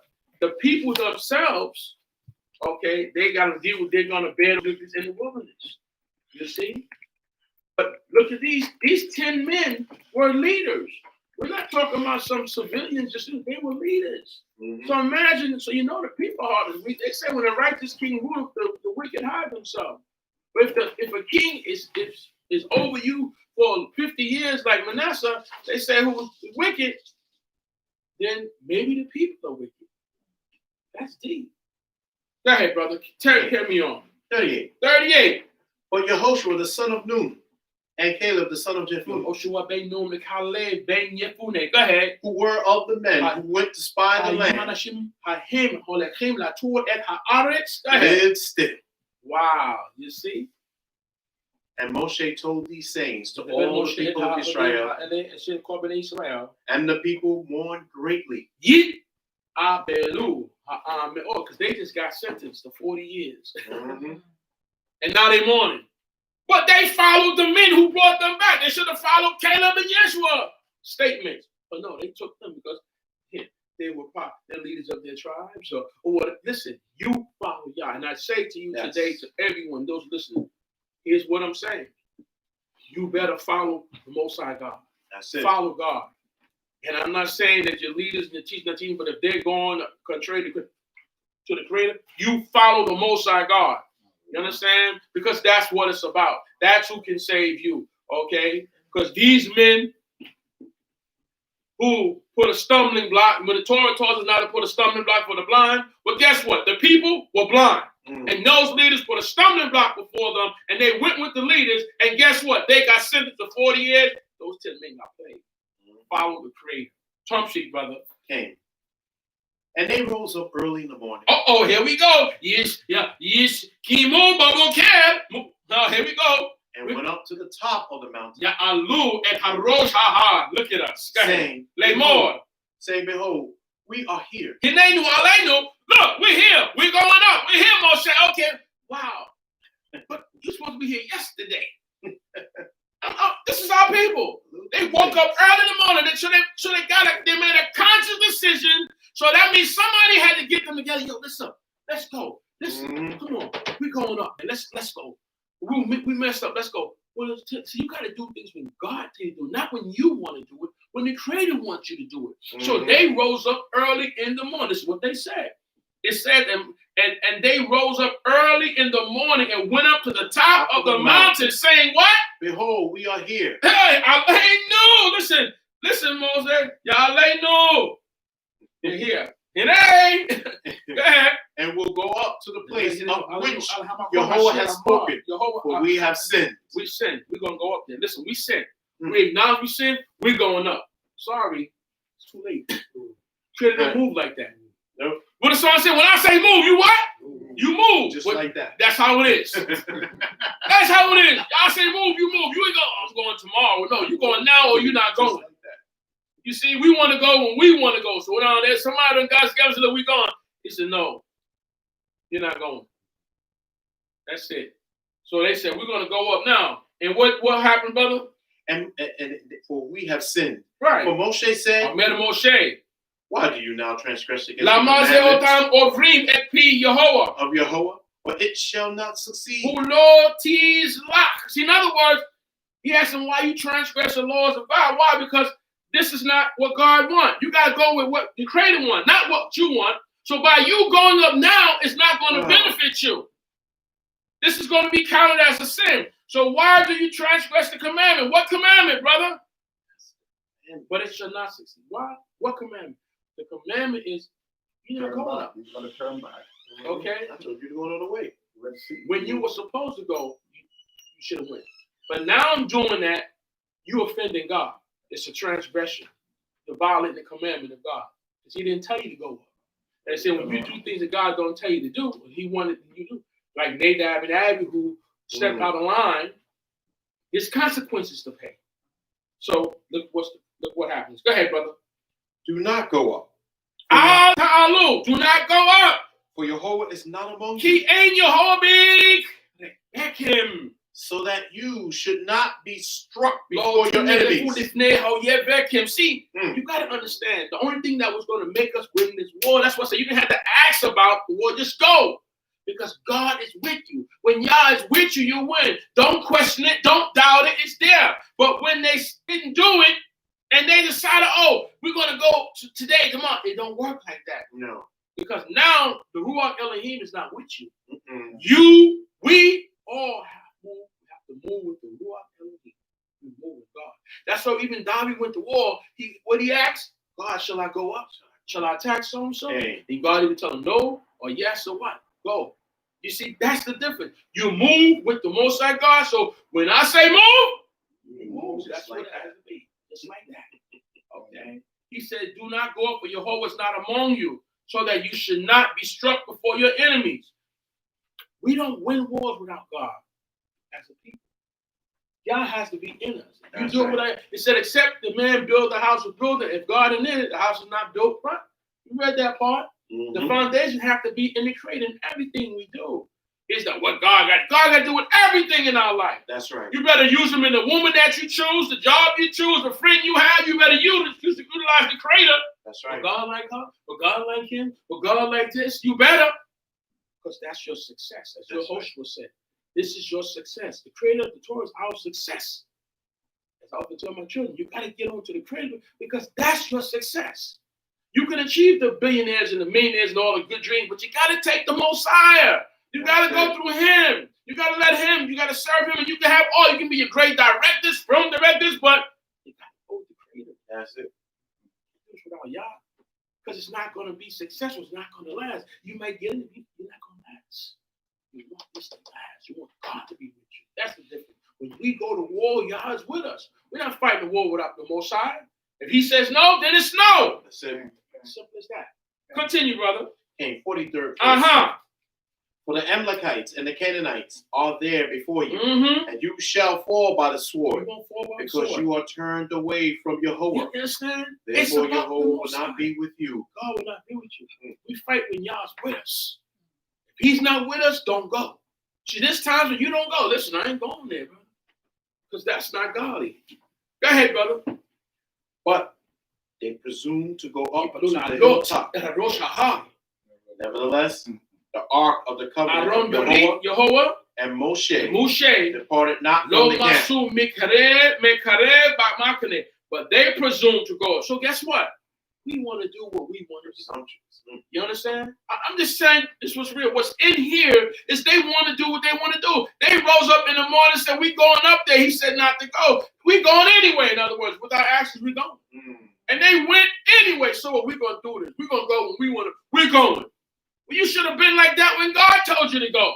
But we wasn't. I say left, you say right. I say go, I'm staying. Why are we like that? Because I said it? Just like Obama said, you knocking on everything that I say just because I said it. When it's good. Why are we like that? That's what we told him. He said, listen, just because I said it, if it's good, it's good. If it's not, it's not. They should have went when y'all said it. That's the difference. Go ahead, brother. Then the Amalekites came down, and the Canaanites who lived in that hill, and defeated them, and pursued them even to Hamath. You see, when you read that about the prayer, so is the Hamath. Continue, brother.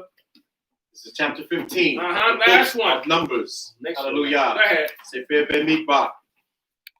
And Jehovah spoke to Moshe, saying, speak to the people of Israel. Talk to the people that bear El B'nai Yisrael. And say to them, when you come into the land of your habitation, which I give you. Go ahead.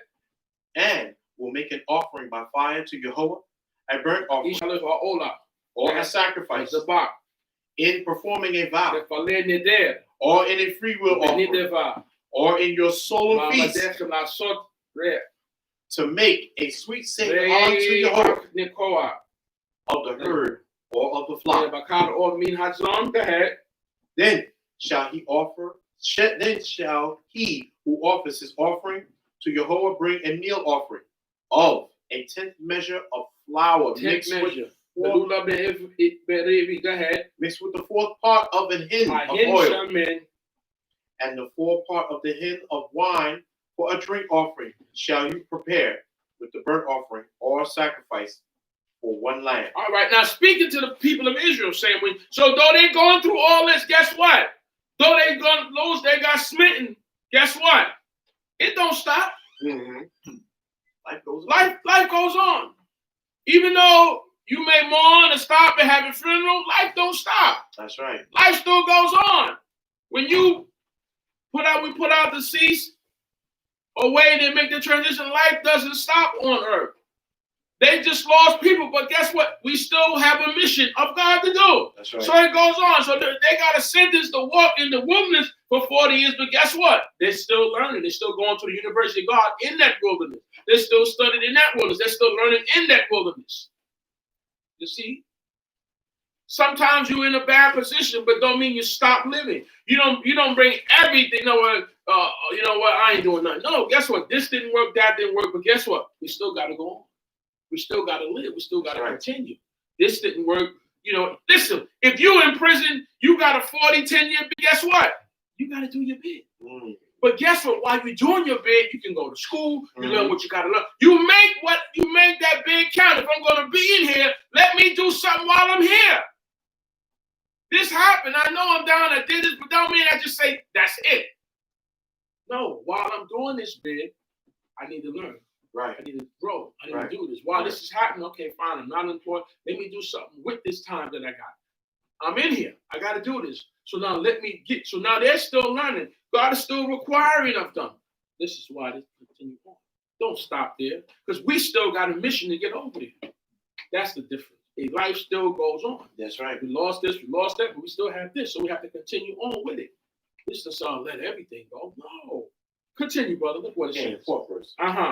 Then shall he who offers his offering to Jehovah bring a meal offering of a 10th measure of flour mixed with the 4th part of a hin of oil, and the 4th part of a hin of wine for a drink offering. Shall you prepare with the burnt offering or sacrifice for one lamb. Or for a ram you shall prepare for a meal offering 2 10th measures of flour mixed with the 3rd part of a hin of oil. And for a drink offering you shall offer the 3rd part of a hin of wine for a sweet savor to Jehovah. And when you prepare a bull for a burnt offering or for a sacrifice in performing a vow or peace offering to Jehovah. And in the 3rd verse, and you will make an offering. Speak to children to say, when you come into the land, you ain't gotten the land yet. You see, when you come into the land, the Beloved Israel Mata'alahim, He Taba'u. When you come into the land of your habitation, which I give you, we will make an offering. So in other words, people, you going to school. You was always in school in the wilderness. You know, before you adopted, you got to go through the internship and learning. So he's letting you know these things you're giving you before you got into the land.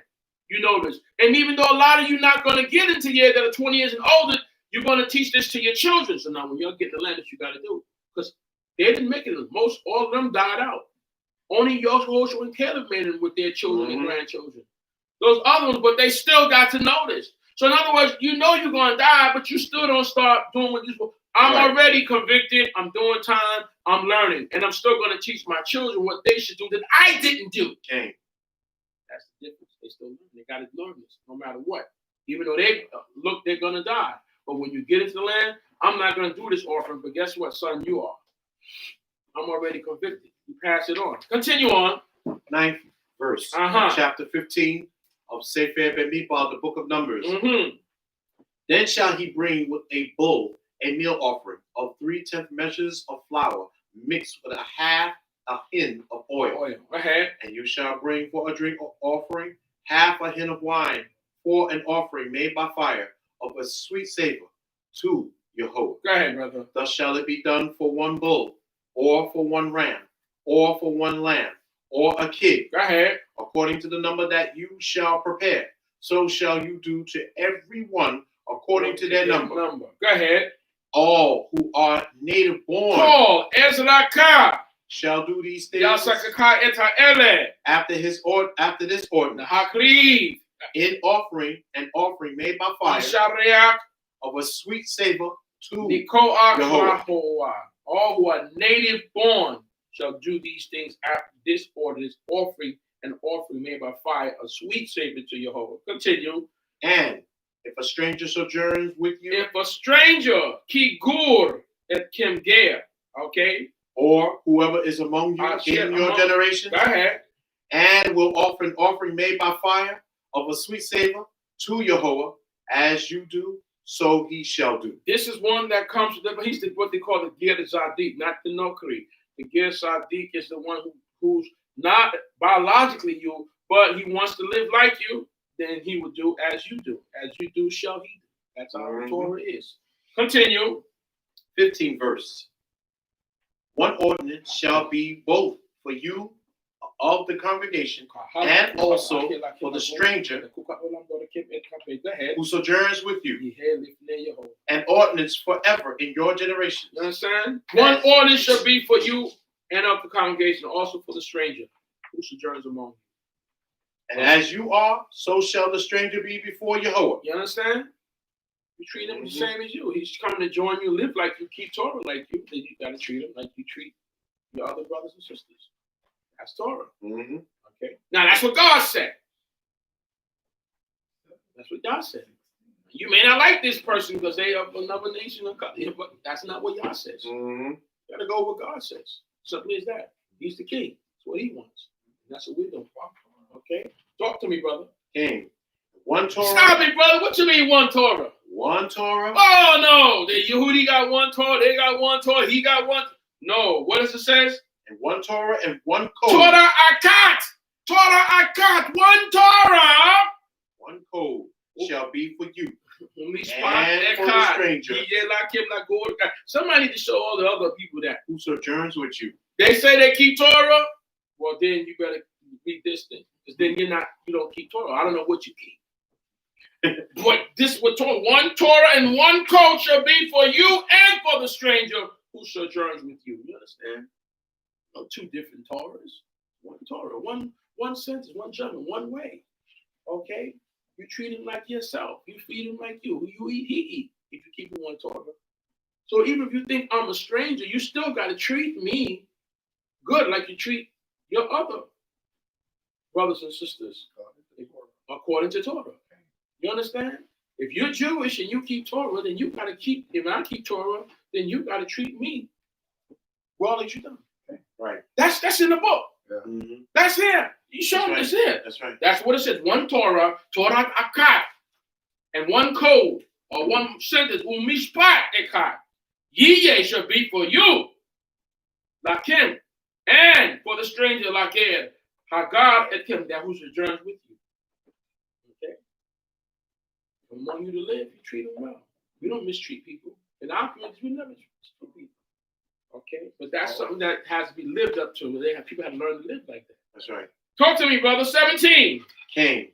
And Yehovah spoke to Moshe, saying, Speak to the people of Israel and say to them, when you come into the land where I bring you, then it shall be that when you eat of the bread of the land, you shall offer up an offering to Yehovah. Now, when you get there,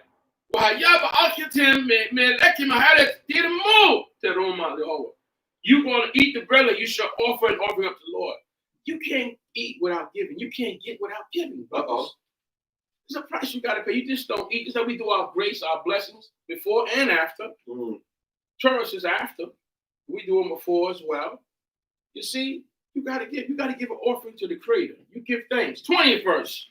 King, you shall offer up a cake of the first of your dough. Oh, the first of your dough. Man, you plant these first crops, when you get those crops grow, when that dough grow, when that wheat grow, when that barley grow, guess what? You're going to give to the Creator. Yep. Go ahead, brother. An offering. As you do the offering of the threshing floor, so shall you present it. Got to present it. God, go ahead. From the first of your dough, you Go ahead. You shall give to Yehovah in your generation. In your generation. You give an offering in your generation. 20 years may pass. He's the next generation. He got to do it. You got to do it. I got to do it. In your generation, in your time. Give it to Yehovah. Okay? Talk to me, brother. And if you have erred. If you erred, teach you made a mistake. And not observed all these commandments. Which Yehovah has spoken to Moshe. All that Yehovah has commanded you by the hand of Moshe. From the day that Yehovah commanded Moshe. And onward through your generation. On through your generation. You see, onwards. Go ahead. Then it shall be. If anything is committed by ignorance, by ignorance, by mistake, without knowledge of the congregation, that all the congregation shall offer one young bull for a burnt offering, for a sweet savor to Yehovah, with its meal offering, and his drink offering, according to the prescribed ordinance, and 1 kid to the goat for a sin offering. You see, then it shall be for anything is committed by ignorance without knowledge of the congregation. All right, that all the congregation offer 1 young bull for a burnt offering for a sweet savor for the Lord, with its meal offering, drink offering, according to the prescribed ordinance, and 1 kid of the goats for a sin offering. You know, out of ignorance, we didn't know. Continue. 25th verse of chapter 15 of the book of Numbers. Talk to me. And the priest shall make an atonement for all the congregation of the people of Israel, and it shall be forgiven them, for it is ignorance. And they shall bring their offering as sacrifice made by fire to Jehovah, and their sin offering before Jehovah for their ignorance. She got him. You see, because ignorance is no excuse.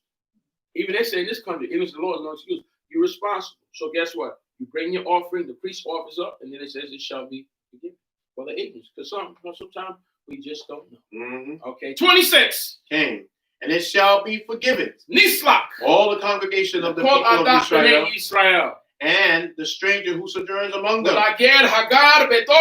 See, all the people were in ignorance. They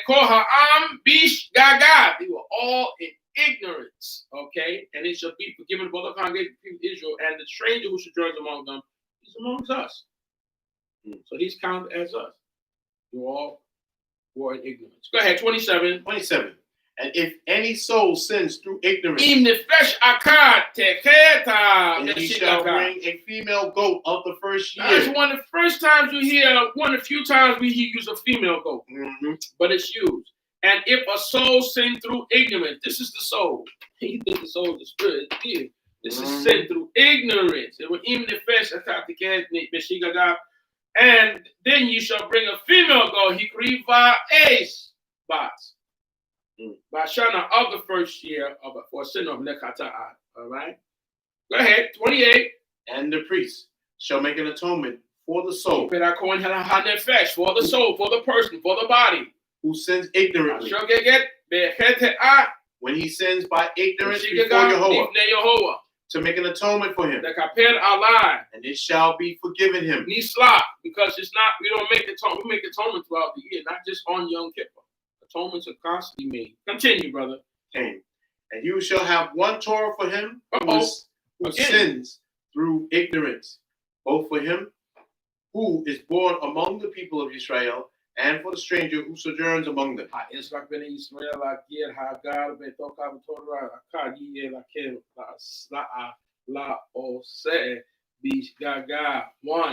you shall have 1 Torah for him who sins through ignorance, both for him who was born among the people of Israel and for the stranger who sojourns among them. One way. Go ahead. But the soul who does anything presumptuously, whether he is born in the land or a stranger, that person dishonors Jehovah. Wow. And that soul shall be cut off from among his people. But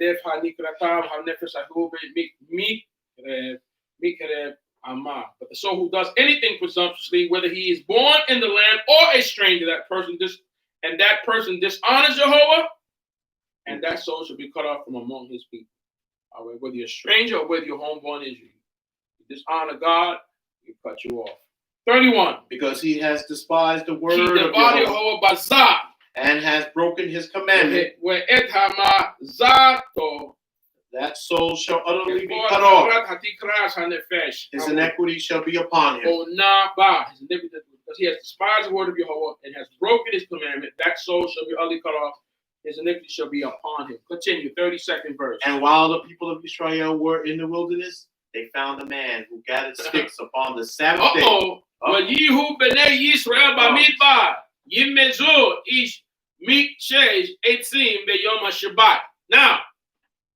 I don't know where these particular people were. But anyway, they found him. And I'm sure he's a minority. He's one of how many were. They found him. People said, well, what were they doing? Where were they at? You know? Because we quick to point the finger. We're doing something. But nevertheless, Torah is Torah.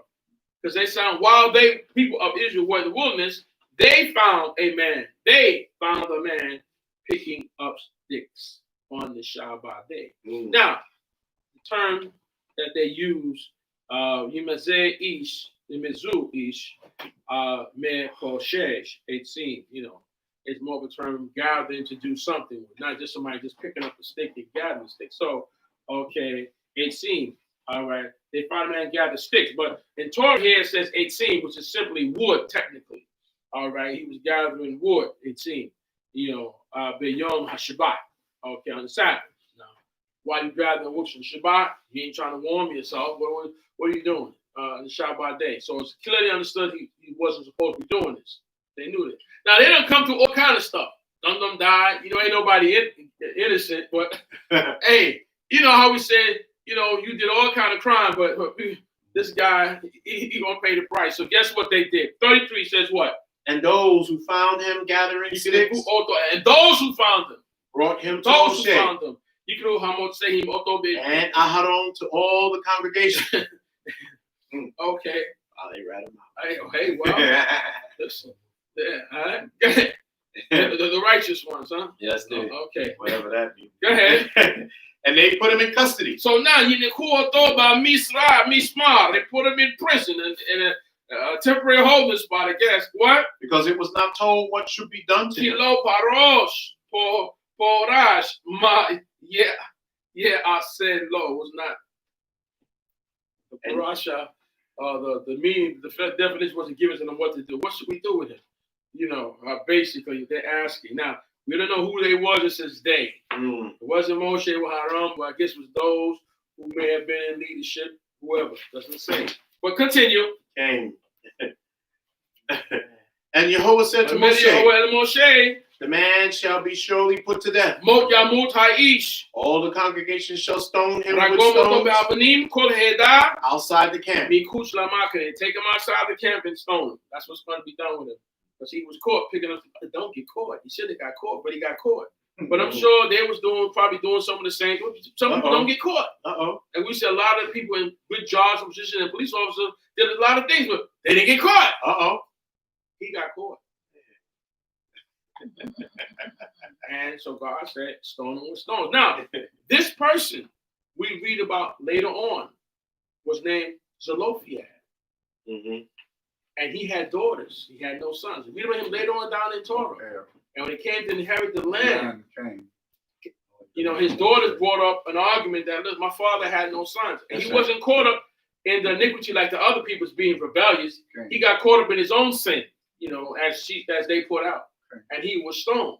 So why should our father be left out? And that's when there was an amendment made. Because I'm sure, and they came to Moshe. And I'm sure there's men that would have said, hey, you're a woman, you shouldn't get no land. Why you want to speak to Moshe? And guess what God said? The daughters of Zelophehad speak right. If a man have no sons, his inheritance will go to his whom? Daughters. Okay? All right. That's amendment in history. That culture has changed now. There will be changes then, now, and to come. Believe me, I trust it. But whatever God says, that's how it's going to go. All right? That's who it was. It was Zelophehad daughters who spoke of her father who got taken in this case in his own iniquity. Okay. 34 says what? 35th. Who one we at? No, we had 36. 36. Okay, tell me. And all the congregation brought him outside the camp and stoned him with stones. And he died. As Yehovah commanded Moshe. Because all of us should have been stoned. But they all messed up. They sitting out there did whatever they didn't get caught. That's why in the Torah you got to have two or more what? Witnesses. All right. And then you still have to investigate the matter. So we know there was two or more there. Now, my question to those two or more, what were you doing out there? What was you doing? Right? But he got caught. And Torah is Torah. So they did what God say do, stone with stones, right? All right, 37. And Yehovah spoke to Moshe, saying, speak to the people of Israel and bid them that they make them fringes. Right after that. So before, you didn't know about wearing fringes for that purpose, but there were others who wore fringes in other cultures as whatever decoration or part of the clothes. But now what you read, this is fine, you read in Torah. Now, Benjamin Israel, Go ahead. Once again, in the midst of the 38, fringes in the borders of their garments throughout their generations, and that they put upon the fringes of the borders a thread of blue. So Torah says right after that we had to make from that point on fringes on the corners of our garments, and with a petil, with a petil techelet, with a cord of blue. All right. Now it's going to give you. Go on. Go ahead. King 39, the 39th verse of chapter 15 of Sefer Benibal, the book of Numbers. And it shall be for a fringe, that you may look upon it and remember all the commandments, all those of Yehovah, and do them, and that you seek not after your own heart and your own eyes, which incline you to go astray. So what is the zitzit purpose? To be a fringe to you, that you may look upon it and remember all the commandments. Look upon your fringe and remember all the commandments and do them. And that you seek not after your own heart and your own eyes, which incline you to go astray. So now, I always say, this is what the commandment says, you do it. But now my question is always, imagine a people that you got to tell to make something to look at, to remember the commandments of God. Imagine that. Dang. So, just from the instance that we read about the people, we're deep. I gotta tell you to make some strings with a blue cord, so you can look at that strings and it says then you remember all the commandments of God. Your commandments supposed to be in here already. But now you gotta get a string now. Talk about it. To remember all the commandments of Jehovah and do them. And do them. First I gotta remember to do it. Oh, I shouldn't steal. Come on. What kind of people are we? God had to tell Abraham to make no fringes. That you got to look upon, remember. I mean, but look how we acting. So don't pick up this on Shabbat. See, you read throughout, Shabbat is institutional. It's already there. Do you mean not reading much about it as we read along, but it's there. It's understood. So he got caught. Then they didn't keep the commandments of God. They didn't go up. Then they wanted to go up, breaking the commandment of God. No, they went up, see, all that is part of the commandments of God. But now I got to look at this string to remember all the commandments of Jehovah and do them. Okay. That you seek now what? After your own heart and your own eyes. Which will incline you to go. Yes, it is. That I got to build strings and look at this, remember God and his commandments, and to do them. What kind of people are we? Then we got to look at some strings and say, oh, this reminds me of God because so I don't keep them in my heart so that I don't do good. That's deep. How low have we fallen? How low have we fallen? When Torah is supposed to be what? In our heart, in our minds already. Dang. But now I got to do this, and I have to hit the blue. It didn't say because the fish are not in the sea, we can't get it from that fish. You put the blue on. So a lot of people, especially a lot of Yehudi, you're not going to see with the blue. However, there are those now you start to see the blue. For us, it's blue. When you got it from the fish or whatever, it's techelet. Okay? Blue. Light blue, whatever some people thought, but it's blue.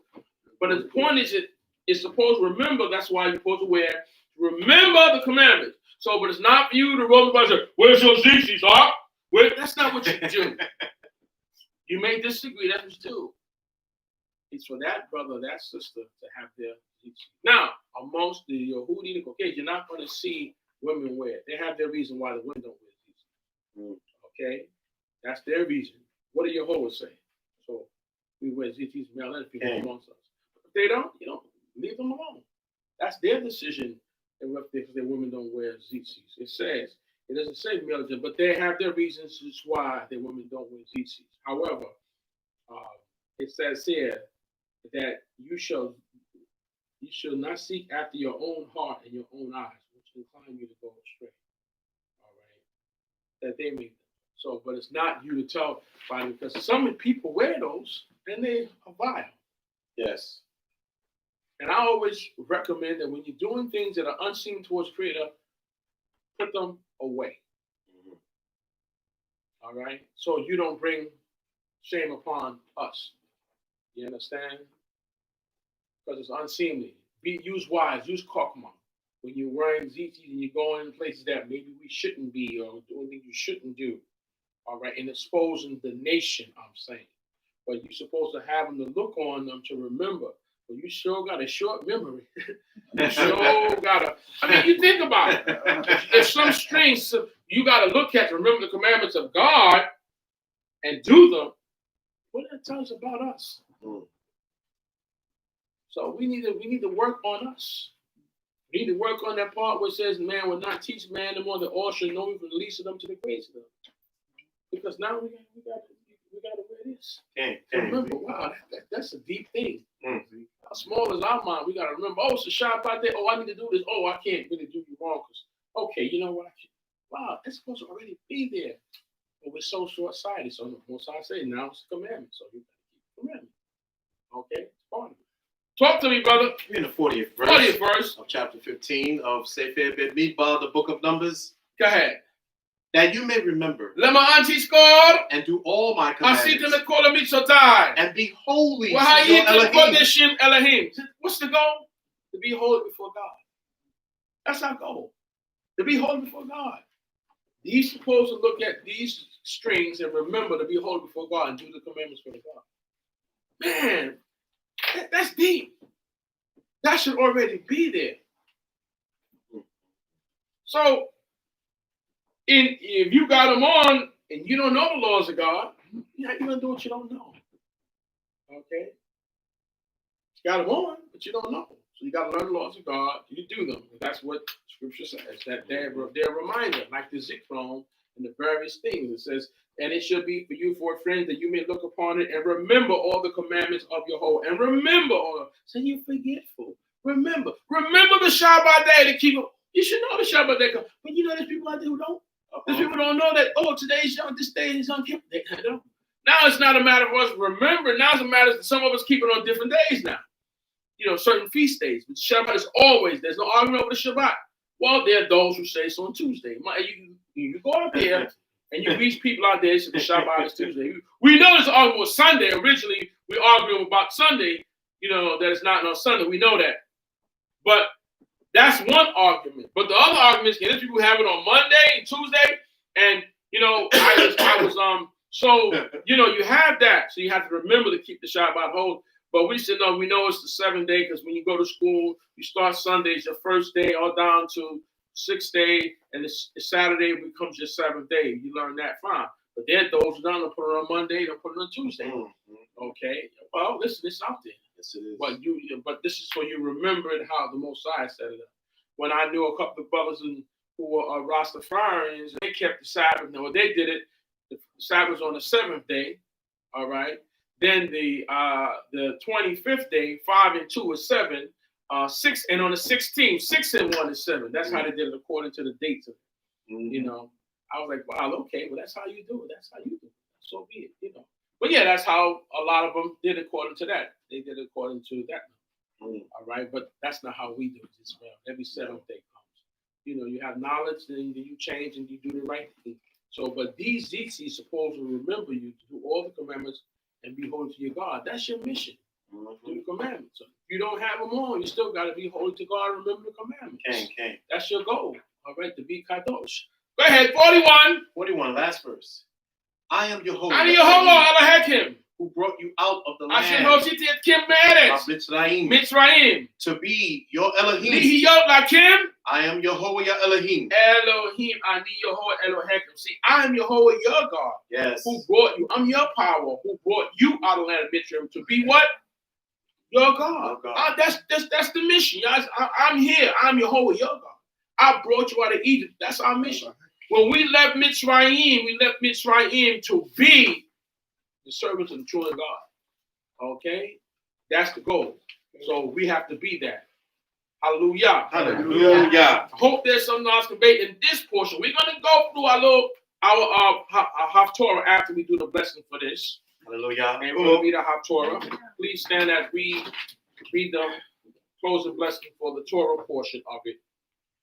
Baruch Adonai melech haolam asher naten lanu torat emet vechaye olam nata betochenu Baruch atah Adonai noten haTorah. Amen.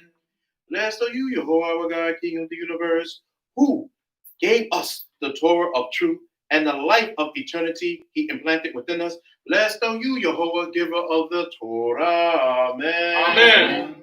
Hallelujah. Hallelujah. And we'll do the blessing for the Torah.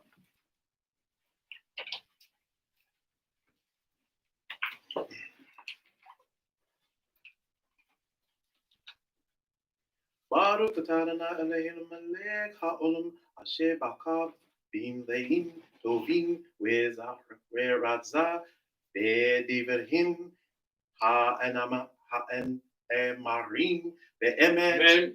Baruch atah Yehovah havocher b'Torah uve'Moshe uve'Do uve'Yisrael amo uve'Nivei ha'emet ve'Zedek. Amen. Amen. Blessed are you, Yehovah, our God, King of the universe, who has chosen good prophets and was pleased with their words that were uttered with truth. Blessed are you, Yehovah, who chooses the Torah and Moshe, his servant, and Yisrael, his people, and the prophets of truth and righteousness. Amen. Amen. Hallelujah. Hallelujah. Please be seated. We're going to read the Torah. The portion is found in Yehoshua or Joshua, the second chapter. Joshua, the second chapter. But let me say before we go into Joshua, the second chapter, let me say this to you. For there are those who are listening for the first time who don't know, and I mentioned about the tzitzis or the fringes that you see a lot, that you find some of the people, the Israelite brothers and some of the Jewish people wear, and a lot of you may have asked, what were those strings for? But now you know what those strings are for, why they wear those strings, and many of the Jewish people don't have the cord of blue in theirs. However, the strings, or the tzitzis as we call them, are found, as we just read, in the 39th chapter, or should I say the 38th verse of the, what chapter was that? 15. Of the 15th chapter? 10. Okay, so that's where that answer is. If you want to know what it is or why we wear the fringe and why the Jewish people wear the fringe, that's termed. It was commanded by God in that 38th verse. I want to go over that. Speak to the people of Israel, bid them that they make fringes in the borders of the garments throughout their generations, that they put upon the fringe, the border, a thread of blue, and it shall be to you for a fringe, that you may look upon it. So when they have these fringes, all who wear these fringes are supposed to look upon the fringe, remember all the commandments of God, and do them, and that you seek not after your own heart and your own eyes, which incline you to go astray. As it says in the 40th verse, that you may remember all and do all the commandments and be holy to your God. I am Yehovah your God, who brought you out of the land of Egypt to be your God.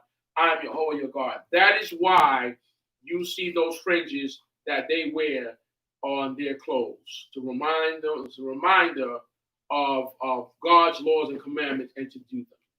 All right. So when you see those strings now, or we call fringes or tzitzit, you understand why they wear them, as a remembrance. Keep them focused on the laws and statutes and commandments of the true and living God. Okay, so I want to say that to all those here. And as we go into Jehoshua, the second chapter, we're going to ask our coordinator to read for us. Hallelujah. Tamshi. Yehoshua, the second chapter. Hallelujah. Hallelujah. And Yehoshua, the son of Nun, sent from Shittim 2 men to spy secretly, saying, go view the land, Jericho. And they went, and they came to a harlot's house named Rahab, and lodged there. So I was charged for the second chapter. What happens in our culture, we read a portion within either the prophets, some of the prophets, or in Judges, or even in the book of Joshua, to coincide with what we read earlier within the Torah books, the 5 books of Moses. Okay, that has some of the same tones or meanings. And this is found connected to what we read earlier in the book of Numbers. So this is the connection. So we read this because in history, supposedly that there was a time where they didn't allow us to read those first 5 books and other books.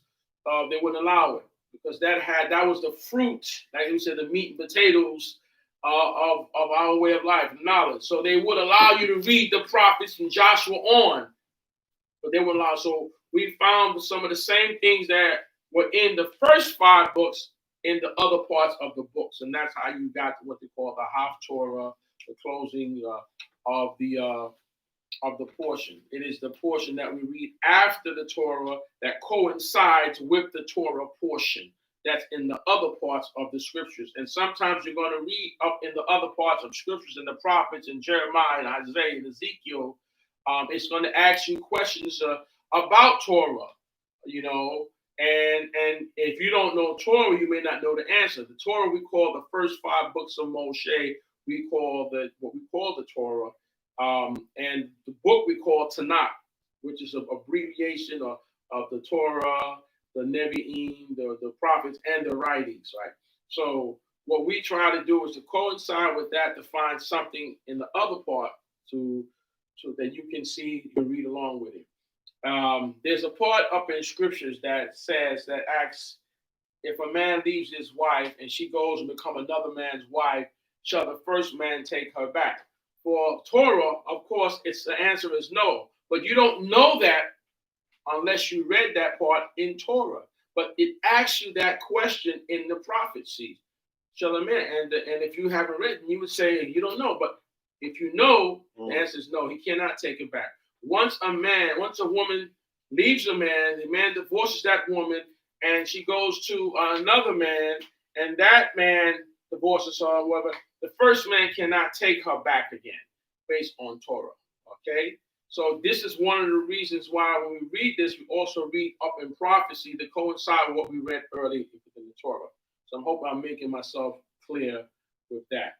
Okay, so as we continue on in Joshua, in this particular portion of Joshua, the 2nd chapter, it's going to give us some information, because in the previous portion, they sent 12 men to spy out the land.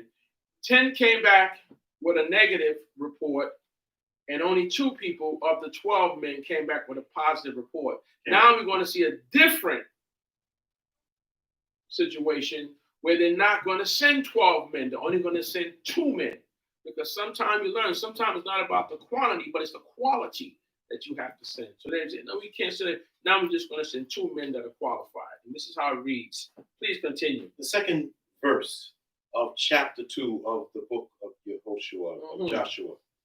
And it was told the king of Jericho, saying, behold, there came men in hither tonight of the children of Israel to search out the land. And the king of Jericho sent unto Rahab, saying, bring forth the men that are come to thee, that are entered into thy house, for they are come to search out all the land. And the woman took the 2 men and hid them. And she said, yea, the men came unto me, but I knew not whence they were. And it came to pass about the time of the shutting of the gate, when it was dark, that the men went out. Whither the men went, I know not. Pursue after them quickly, for ye shall overtake them. Yes. But she had brought them up to the roof, and hid them with the stalks of flax, which she had spread out upon the roof. So when these 2 men came in to spy out the land, they went to this particular person, they called her Rahab, and they known her to be a harlot's house. She was a harlot. And a harlot, for many of you may not understand that term, it is more like a prostitute. We call it Ivrit, a zona, on that level. So, but, and what it shows you is that you never know who can help you. You see, you never know who the pretty going to allow to help you. Even though she's a harlot, she's helping these men to spy out the land, because it has to still go forth. So 40 years later, after all this is gone, before this, they sent out men, to do this thing over again. That it failed with the 12 men. Only 2 of them came back. Now they're going to send 2 men out to try to do the same thing that they did before. And this is how it worked out. So, and they went and came to the harlot's house named Rahab and lodged there. They stayed in her house. You see, so you never know who's going to assist you. That's why you got to be kind to all people. You don't know who's going to help you in your situation. And this is still a mission of the Most High God. We're still on this mission. And it was told the king of Jericho, saying, behold, men came here tonight of the people of Israel to search out the country. So guess what? Somebody else knew. That's right. Someone knew. Someone knew that they were there. People know things. People talk. All right? And the king of Jericho was told that the Israelites came to search out the land. And the third verse says, the king of Jericho did what? Sent to Rahab. And the king of Jericho sent to Rahab, saying, bring forth the men who have come to you, who have entered into your house, for they have come to search out all the So country. now here's this detail. Someone knew. Someone knew. They knew that they went to her house. See? People have eyes. Hey, they went into Harlot's house. Are they going to get service for the harlot? Are they going to get their service? The harlot's going to provide them? But they did. And we know they came to search out the land. Oh, they black like us. They may be dressed different, but we know who they are. It's deep. They knew. And they knew that they were in Rahab's house. Check this out. People are always, don't think people don't know what you're doing or how you're doing it. But the king knew that they were there. Because they watched the harlot house too. Because I'm sure some of the kingsmen may have been in harlot's house. Just like some of the authorities here go in places like that. They know where they at. They know where everything at that's not supposed to be there. And look what happens. So the woman, she took them in. Yes, she did. And she said, there came to me, but I know not from where they were. Because she told the men what to do. She assisted them. But what she told the king is, listen, they did come here. Now, she could have told a Shakir to lie and say they didn't come here, but guess what? They were watching her. So you got to know how. She said, yes, they were here. However, they left. They got their service and they left. Okay? Because she could say they weren't here, but guess what? Somebody was watching. Right. Then they would catch her in that lie. So she was smart. Okay? And the woman took them in and hid them, and it said, thus came men to me, but I know not from whence they were. I didn't know who they were. They did come, men did come here, but they left. And it came to pass at the time of the closing of the gate of the city, when it was dark, that the men, they went out. They left me. They went out. And the men went out. I don't know where they went. So you better chase them, pursue after them, chase them. You know, she's playing the part. She's good. Quickly, for you can overtake them. You can catch them. You know. And then now she says, but she had brought them up to the roof house, top of the house, or the roof of the house, and hid them with the stalks of flax. She had the flax, which makes what? You know, that's part when you grow the flax of the wheat or the flax. So she had them sitting up there and laid it in order upon the roof. She had them up there, hiding them while she was speaking to the king's men, telling them they're gone. Go ahead, brother. 7. And the men pursued after them on the way to the Jordan, to the fords. And as soon as those who pursued after them were going out, they closed the gate. Go ahead.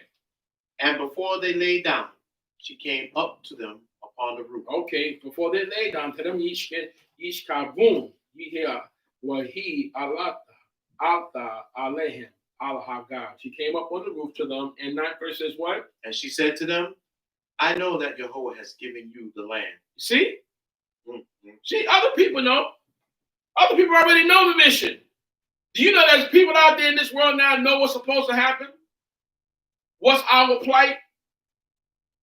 Because God is going to get his glory, whether they read Torah, whether or not, whether Torah was most eyes telling them, they know what's supposed to be, and even in America, that as the children of Israel, you're supposed to eventually go back home. They know the plight. Others know. So she knew. She says, I know that Jehovah has given you the land. Wow. And that your terror has fallen what? Upon us. And that what? And that all the inhabitants of the land faint because of you. She know this. We think that God, we're talking about the God of the universe, people. That's right. You know how great he is? Go ahead. Okay, 10th verse. For we have heard how Jehovah dried up the water of the Red Sea for you when you came out of Mitzrayim, out of Egypt, and what you did to the 2 kings of the Amorites, Yes, who were on the other side of the Jordan, Sihon and Og, whom you completely destroyed. they didn't have Facebook. They didn't have Twitter. They didn't have the television that we know or the phone server. But guess what? They had the information of what happened. See how word travels? Talk to me, brother. And as soon as we heard these things, our hearts melted. Our hearts melted. Nor did courage remain in any man because of you. For Jehovah, your Elohim, he is God in heaven above and in the earth beneath. Are you telling me a harlot of the Jericho is saying this about our God? People, That's right. You're never too small or too great to know about or serve this God. And you don't have to be an Israelite or a child of Israel biologically. You can be a stranger and serve this God. If you know this way of life is right, then you live it. Here, this is a harlot saying that we know this, okay? We know what you have done. We know the purpose. As soon as we heard, our hearts melted, nor did courage remain in any man because of you. For Jehovah, your God, he's a God. She's acknowledging the God of heaven above and the earth below. That's deep. That's 12th verse says what? Okay. Now therefore I pray you. Swear to me by Jehovah. He shall nali. Swear to me by Jehovah. For I have shown you grace. I've shown you kindness. I've shown you grace. That you will also show kindness to my father's house. That you will show kesed to my father's house. In other words, one favor pays another. I'm helping you out, but now you got to help me. Okay, you got to look out for me. I looked out for you that they didn't catch you and took your life. Now you got to help save my life. This is what I need for me and my family. So guess what? Just because she's a harlot, don't mean that she don't have family. Right. All right. The harlot is the business situation, but she's still a family person. She has family, a father and a mother, cousins, uncles. I don't know if she has children or not, but she has. She says what? And that you should keep alive my father and my mother and my brother. So there's no children that you know of, but my father, my mother, and my brothers. Okay,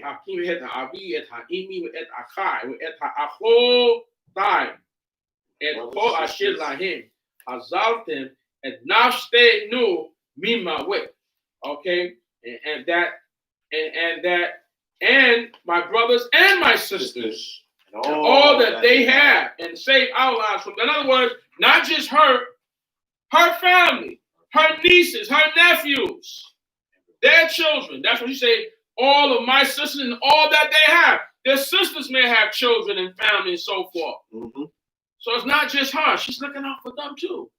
So who says, oh, all I don't have a conscience and so forth?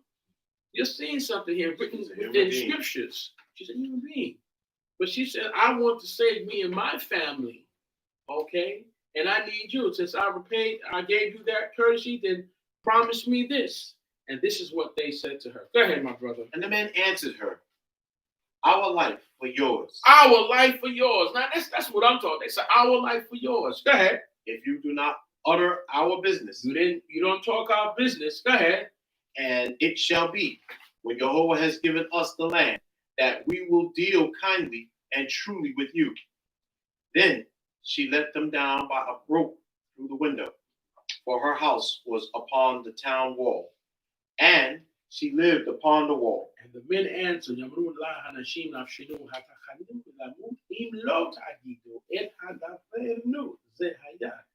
you don't discuss our matter, business. It said, and it shall be, the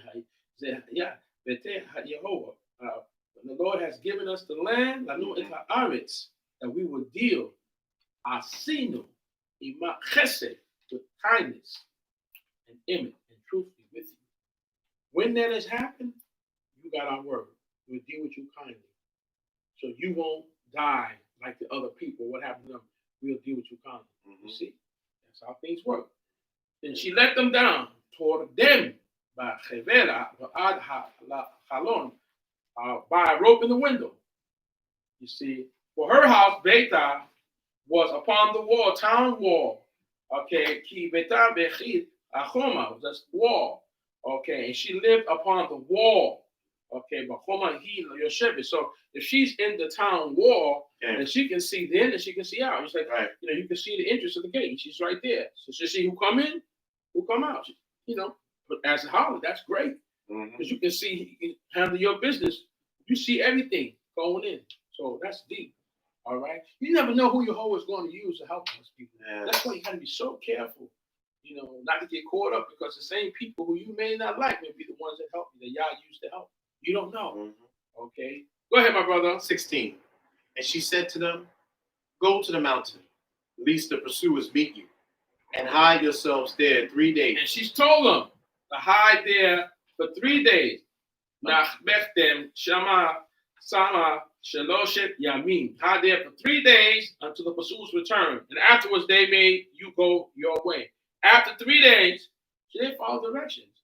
Because she know how things work. Hide there for about 3 days, and then you can go back to where you came from. Right? That you don't get caught. Because the mission, like Mission Impossible. Yeah, like they're spying out the land. Like Mission Impossible. Don't get caught. You're doing the impossible mission. All right? Go ahead. And the men said to her, we will be guiltless with respect to this oath of yours which you have made us swear. Go ahead. That's right. Behold, when we come to the land, you shall bind this line of scarlet thread in the window from which you let us down.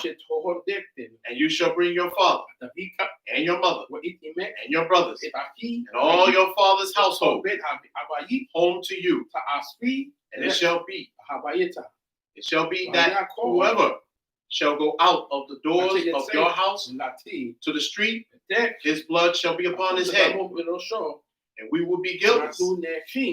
And whoever shall be with you in the house, his blood shall be on our head. And any hand be upon him.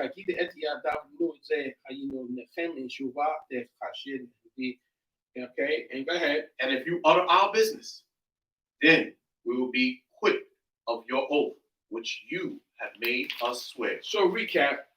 The men said to her, we will be guiltless with respect to the oath of yours, which you have made us swear. When you come to the land, you shall bind this line of scarlet, this red thread, the scarlet thread in the window. When we come to take the land, this scarlet thread, this red thread is going to be in your window, from which you let us down. And you shall bring your father and your mother and your brothers and all your father's household home to you. So all her family, her sisters, her brother, whoever she want to save, got to be in her house. Okay, they can't be outside. That's right. They have to be inside her house when they attack. And that scarlet line is going to be out her window hanging so they can see the line. Because the soldiers and the men who are attacking them are going to be informed. Where you see that rope, don't hurt this family. All right, we have an oath with them. And we keep our oath, that we made. Because God is our witness. So we're going to do this. So they're going to inform the men. But they let her know, all your people you want to save have to be in your household home with you. And it shall be, if any of you go outdoors of your house or in the street, their blood is on their own head. Because you go outside that house, the soldiers are fighting. They don't know you. The other soldiers don't know you. You might get killed. Or anybody in your family might get killed. So make sure whoever you want to save, don't go outside when we fight in this war. That's right. Because they may be eliminated. That's what they're telling them. And we will be guiltless if that happens. You can't blame us for that. As long as you're in your house, you'll be all right. And whosoever shall be in your house, his blood shall be on our head. Right. If one of our soldiers come in there and do something to you or your family, then that's on us. We bear that guilt. Just make sure all your family stay within that house while we go through. Okay. And if you utter our business, like playing that double agent, and you tell the king what you told us, and he set us up, then we will be quit of your oath, which have made us swear. Then all this is for naught. Right. It's canceled. If you utter our business, you try to set us up with the king, So listen, if you tell anybody about our business, then the oath that we're making, is done. Go ahead, 21st verse. 21st verse. And she said, according to your words, so be it. She said, so be it. And she sent them away, and they departed. And she bound the scarlet line in the window. And you never know, because people say, well, you got that red line in the window for? People ask, you see a red line, why she hanging that line from the window? But that's to save her life. But because it says when they left, what it says is, and she sent them away and they departed, and she bound the scarlet line in her window. Okay. Now, I don't know how many days since they left when they attacked, but she put that cord in that window. So she was on top of things. 22nd verse. And they went and came to the mountain and stayed there 3 days until the pursuers returned. And the pursuers sought them throughout all the way, but found them not. Because God didn't want them found. Go ahead, brother. So the two men returned and descended from the mountain and passed over and came to Yehoshua, the son of Nun, and told him all things that had befallen them. And they said to Yehoshua, truly, Yehovah has delivered to our hands all the land, for all the inhabitants of the country faint because of us. Hallelujah. You see how things have turned out different? Now it was positive. They came back with a good report. It's done. The Yehoshua them attacked the land, and they had it. I hope there's some knowledge conveyed in our portion that we read. We have the final prayer for the Torah. Amen. Blessed are you, Jehovah, our God, King of the universe, Rock of all the worlds, righteous in all generations, the God who is trustworthy, who says and does, who speaks and fulfills, who all of his words are true and righteous. Trustworthy are you, Jehovah, our Elohim, and trustworthy are your words. Even one word of your words back never reverts unfulfilled. For a God, King, trustworthy and compassionate are you. Blessed are you, Jehovah, the God who is trustworthy in all. Amen. His words. Amen. Amen. So, looks like next week we are into the portion of Kodak. Hallelujah. So we hope to see you then and hear from you then, those who are tuned in. If not, we'll be notifying you. We hope that everyone get home safe, those who are out and listening, all the Knessiels at this time. And we also hope that you enjoyed our portion for today and you were able to get some information from in today in Torah and know that it's all about the Creator doing what he wants, following his way. So we hope there's some knowledge conveyed. We thank you for tuning in, and to next time.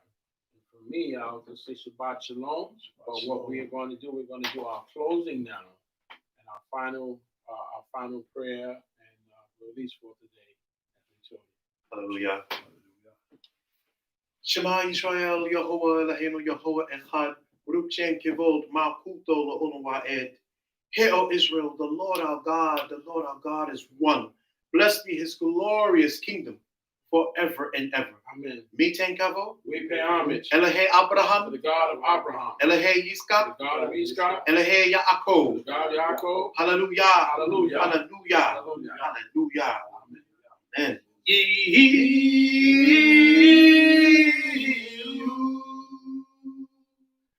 Le razo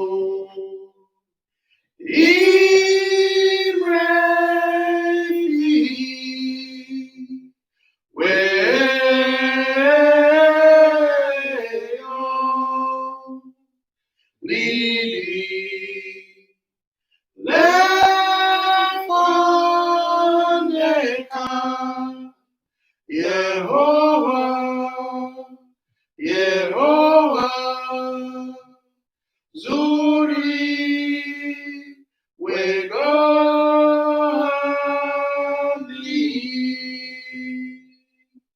Let the words of my mouth, the meditation of my heart be acceptable before thee, O my rock and my redeemer.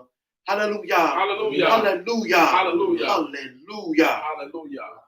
Imadeka Yehovah Yishmareka. Erazon. The Edho Panaleka Wikuneka. Erazon. Yisa Yehovah Panaleka Yasim Leka Shalom. Erazon. May the Lord bless thee and keep thee. May the Lord make his face to shine upon thee and be gracious unto thee. May the Lord lift up his countenance unto thee and give thee shalom, peace. Hallelujah. Hallelujah. Hallelujah. Hallelujah. Hallelujah. Shalom. Hallelujah. Shabbat shalom.